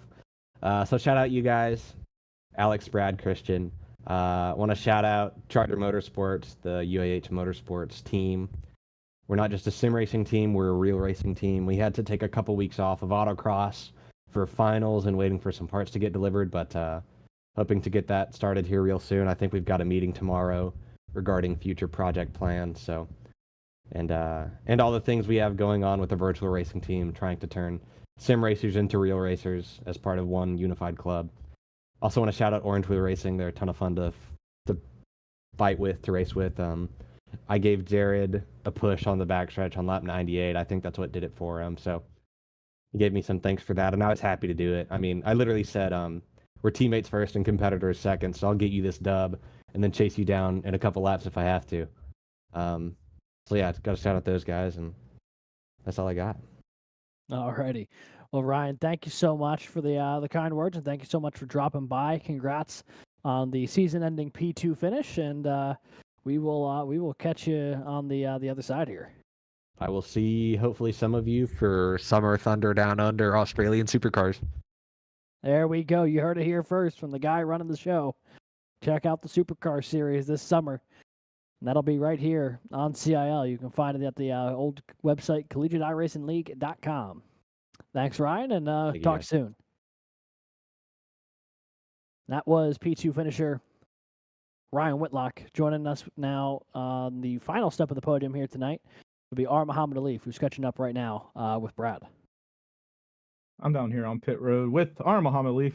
R. Muhammad Alif, you got a copy? Yep.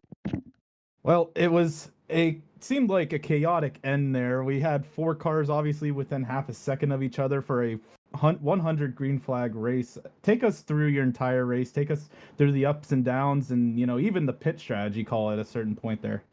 It was just it was interesting because I think this is like one of our first one stoppers of the season. I think I don't know when we did another one stop, but yeah, fuel stint was very interesting. Um, I was kind of counting on a caution in like the middle, but then once I realized that it was going green, I was like, I have to commit to a one stop now. So I was doing that, boxed exactly on lap 50, which meant that I had to fuel save on the second stint. Kind of used Clint and Ryan to get the fuel number down, and but I think eventually we kind of got beaten by Jared, who pitted a lap later, just had fresher tires, much more fuel, so a lap's worth of fuel at least, so he could just push the car a lot better. So yeah, lost the win there, but yeah, still happy with the podium. And the main thing is that we still, yeah, we're the champions for this season.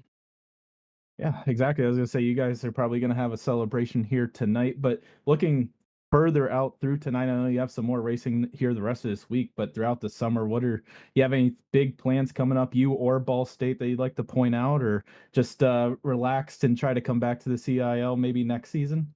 It's just development. I mean, over the season, there's very little like room to grow just because of how many races we do. We do 2 to 3 races a week, so yeah, it's gonna be going back home, getting that well deserved like family time, and then back to work. Try to get the title back next season, and probably just race a little better. I think as a team, in terms of individual points, I think we can still do a better job when it comes to the Cup Series. The other two, we want to in those, so it's there. So that's gonna be the main focal point. And then, before we let you out here and, celebrate with your teammates, is there anyone you'd like to shout out? Yeah, you guys first of all for the show. My parents back home. The whole team here at Ball State for the continuous effort to clinching this championship. I think every one of them, even the academy drivers, played a huge role in getting us the trophy again, or getting us the ring. I think that's what you call it here. So yeah, yep, super proud of them, super proud of the team, and yeah, glad we got to finish it strong. Well, we look forward to having you back here next season, the Leaf. And if anything else, have a good, relaxing summer here, and we'll see you back in season 13. You too. See you guys. Have a good one. And that was your third place finisher, Muhammad Alif from Ball State. And I'm going to send it back up to the booth with some extra interviews with Alex. Yeah, we got one more scheduled here tonight, I believe. Joining us now, it'll be the driver of the 007, Clinton Halterman from UNC Charlotte, finishing fourth and wrapping up the Alumni Championship tonight. Hey there, Clint. This is Alex Brad up in the booth. You got a copy? Yeah, I got you guys. Well, we talked to you at the start of the show saying hopefully we were going to have the opportunity to talk to all three of y'all at the end of the night. You are the one who was able to make true on that. We are talking to you here. A P4 finish, but in the grander scheme of things, Alumni Division win. Clint, congrats on the good run here tonight on the Alumni Championship. Talk to us just kind of how you're feeling on the race as a whole. I mean, you picked up the Alumni Division. Your teammate and roommate won the race here in the Student Division send off. It's been a good day in that particular neck of the woods, I suppose. Yeah, really happy to win Alumni. I think I've been second probably the last 2 seasons I've been Alumni, and I know me and Zach a couple seasons ago came down the last race again. We were basically tied or something like that, and he got the best of me there. So really happy to get Alumni. Get the Alumni Championship. I think I also got P2 in overall championship, which I'll take. I can kind of best of the rest of, Nanny's kind of in his own division. And then, yeah, super happy for Jared to get that win. He's been really fast the whole season, and we've kind of been nagging on him because a lot of the races he's probably been too conservative with saving his stuff, not being aggressive enough. And lo and behold, this was the perfect race to be super conservative because, yeah, it was just a fuel game, a tire saving game. It was really cool. This is our second. We need more of these caution-free races because UNC Charlotte does pretty well at them here and then Atlanta. But yeah, really happy to get the alumni championship. Super happy for Jared to finally get that win, get back to victory lane. He's been, fast and stuff. So yeah, I don't think he's even had a podium this season. He's just been top 10ing it to death. So yeah, he's had the pace. So. He's had a wild year. He's got 12 top 10s in 14 races. But to your point, I believe this was the first time he was on the podium here tonight. But does it in dramatic fashion. And, kind of looking at the season as a whole, between the two of you, 3 wins this season for UNC Charlotte.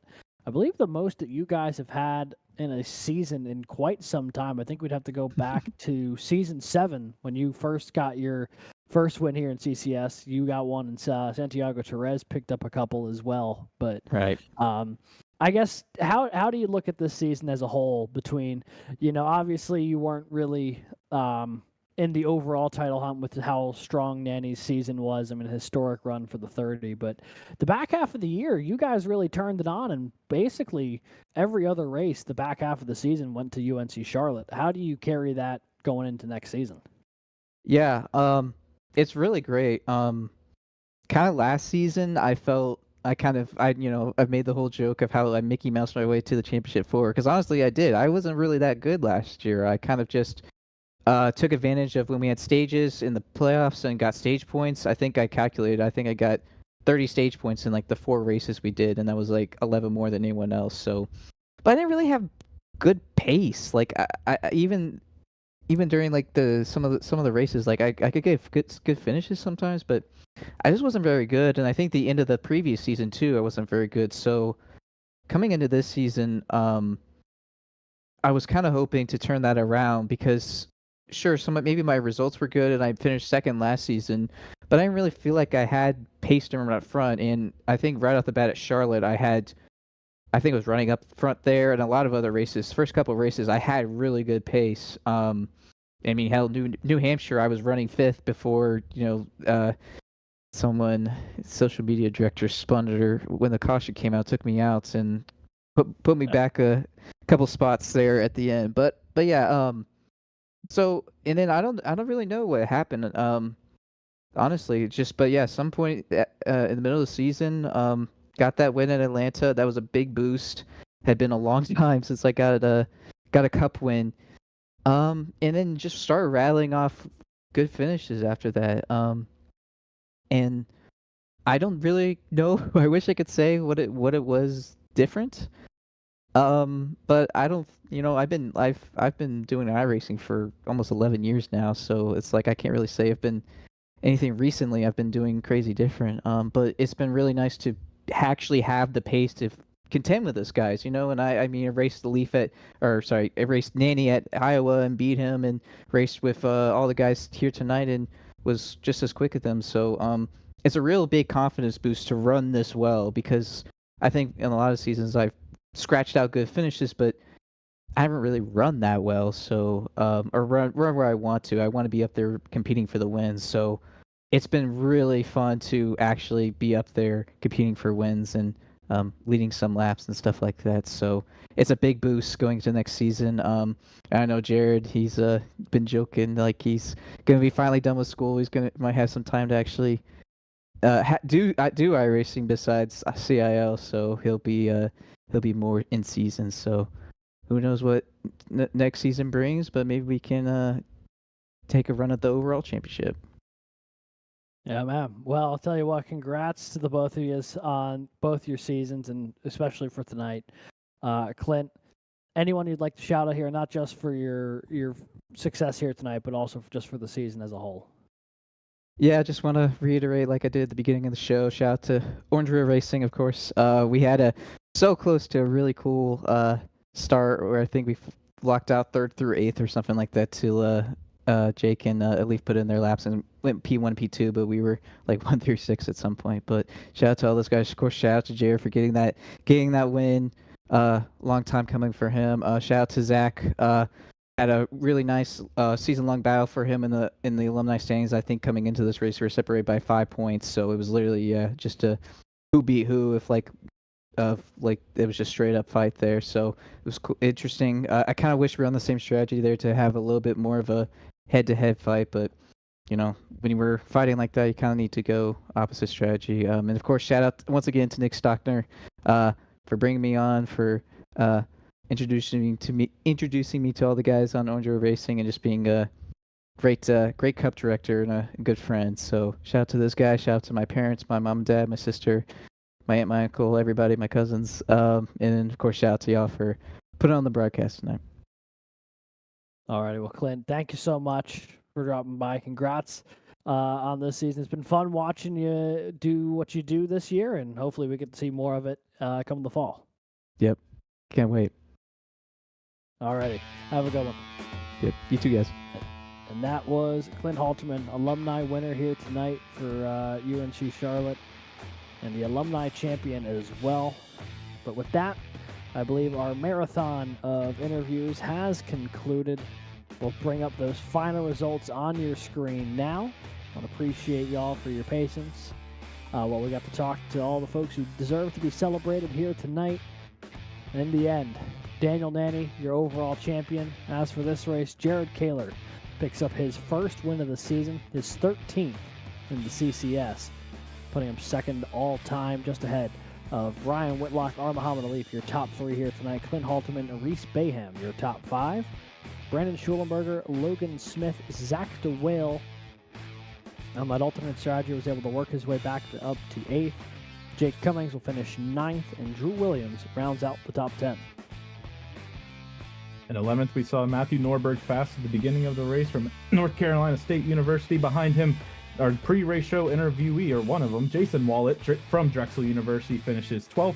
Andrew Burrell from Clemson University finishes 13th. Keegan Cowlick from St. Clair College finishes 14th. Brendan Lyman from the University of Colorado Denver finishes 15th. And the last car in the lead lap is Edward Sanchez from Baruch College in 16th. Ricky Paz from East Carolina University finishes 17th. And 18th, it's Nick Henley from Ball State. Cade Corbin from the University of Alabama Huntsville finishes 19th. And rounding out your top 20, Kelton Quick from Ball State University. In 21st night, it'll be Ethan Decatur just ahead of Michael James. Lucas Moody, Grant Schiller, and Jacob Martin rounds out your top 25. Nathaniel Crone, Roger Primo, the last 2 cars on the lead lap. Daniel Nanny, Robbie Hodgkiss, and Carter Copini will be 28th through 30th, respectively, all 2 laps down. Round out your field, you see a couple of cars here all having some unfortunate ends. Caleb Winslow from East Carolina University finishes 31st. Alex Finnerty from UNC Charlotte finishes 32nd. Jack Wilson from the University of North Georgia finishes 33rd. And his teammate Zachary Hill from the University of North Georgia finishes 34th. Rounding out your field tonight, Nick Stockner from Clemson University. And with that, another Garage Shop College Cup Series season has come to a close, Brad. Fantastic final race. I mean, can't ask for a better race where it's clean the whole way. 100 laps of green flag racing comes down to a 4-car battle for the win at the end. Can't write it any better than that. And probably one of the best seasons we've actually had here in the CCS from start to finish. From Garrett Fighton getting the surprise win at Charlotte back in January, Daniel Nanny's historic run, Kelton Quick getting his first win, Ryan Whitlock getting his first win, Edward Sanchez getting his, and then capping it off with Jared Kaler getting one here in the closing stretch. Just a fantastic season all around. Any final thoughts on the race tonight or the season as a whole? I think it was just probably the best College Cup Series season we've seen so far. I mean, there's so many walls that got broken down, so many historic runs we saw. We saw Nanny have the most wins in the season. I don't know if this is the most first-time winners we've seen in the season outside of season 1, obviously, but it's definitely got to be up there. And there was so much action, so many different types of races tonight. We didn't expect this race to go green the whole way at all, and it did. And that's not the first time it happened this season, which probably is a record in itself, that there's multiple races within a season in the CCS that went green flag the whole way. And you know, I think for a lot of us here in the production booth and everyone racing, all the stewards, you know, it's a privilege and an honor to really be up here and take part in such a great spectacle. You know, you see a lot of great racing going down on the track, no matter the type of track. We're, you know, short tracks, road courses, anything in between. It's always a great time. And Alex, I know you're always a great guy to be alongside with in these races, and thank you for joining me up here in the booth along with everyone else, Ryan Whitlock, everyone else that's able to join in. I mean, I know I was out a couple races, so thanks you for everyone who was able to join us in the booth. For Christian Brian Hill, who works behind the scenes and endlessly, it seems like, who's able to get this broadcast up for us. You know, thank you to him and everyone in the stewarding booth and just everyone really involved. It was a great season. And, you know, it's not going to end here, even though I'm talking like it's going to end. It's not going to end here. We have another season of season 13 coming up in the books, and you won't want to miss it. Alex, you know, I'll let you finish it off here, but I think, you know, my last thoughts is just, it was historic and great season, and I can't wait to see what's next. Couldn't have said it better myself. It truly has been a fun one. And I can't thank you enough for joining me up in the booth here this year. It's been a blast working alongside you for the majority of the season. You won't be able to hear his reaction on air, but I want to thank producer Christian Hill as well. If you want to have an idea of how much he means to the overall landscape of the CIL, go back to watch some of the early broadcasts from seasons 2, 3, and 4 and compare it to the stuff that he's put together now. It is a night and day difference in quality, and part of the reason why this league has grown the way it has is through his efforts. So cannot thank him enough. Thank you to the stewards who have been helping all season long. Alex Diamond, amongst others. I know there's more. That's just the first name that comes to mind. The admin team, appreciate y'all. And it's been a blast bringing you another season of CCS coverage.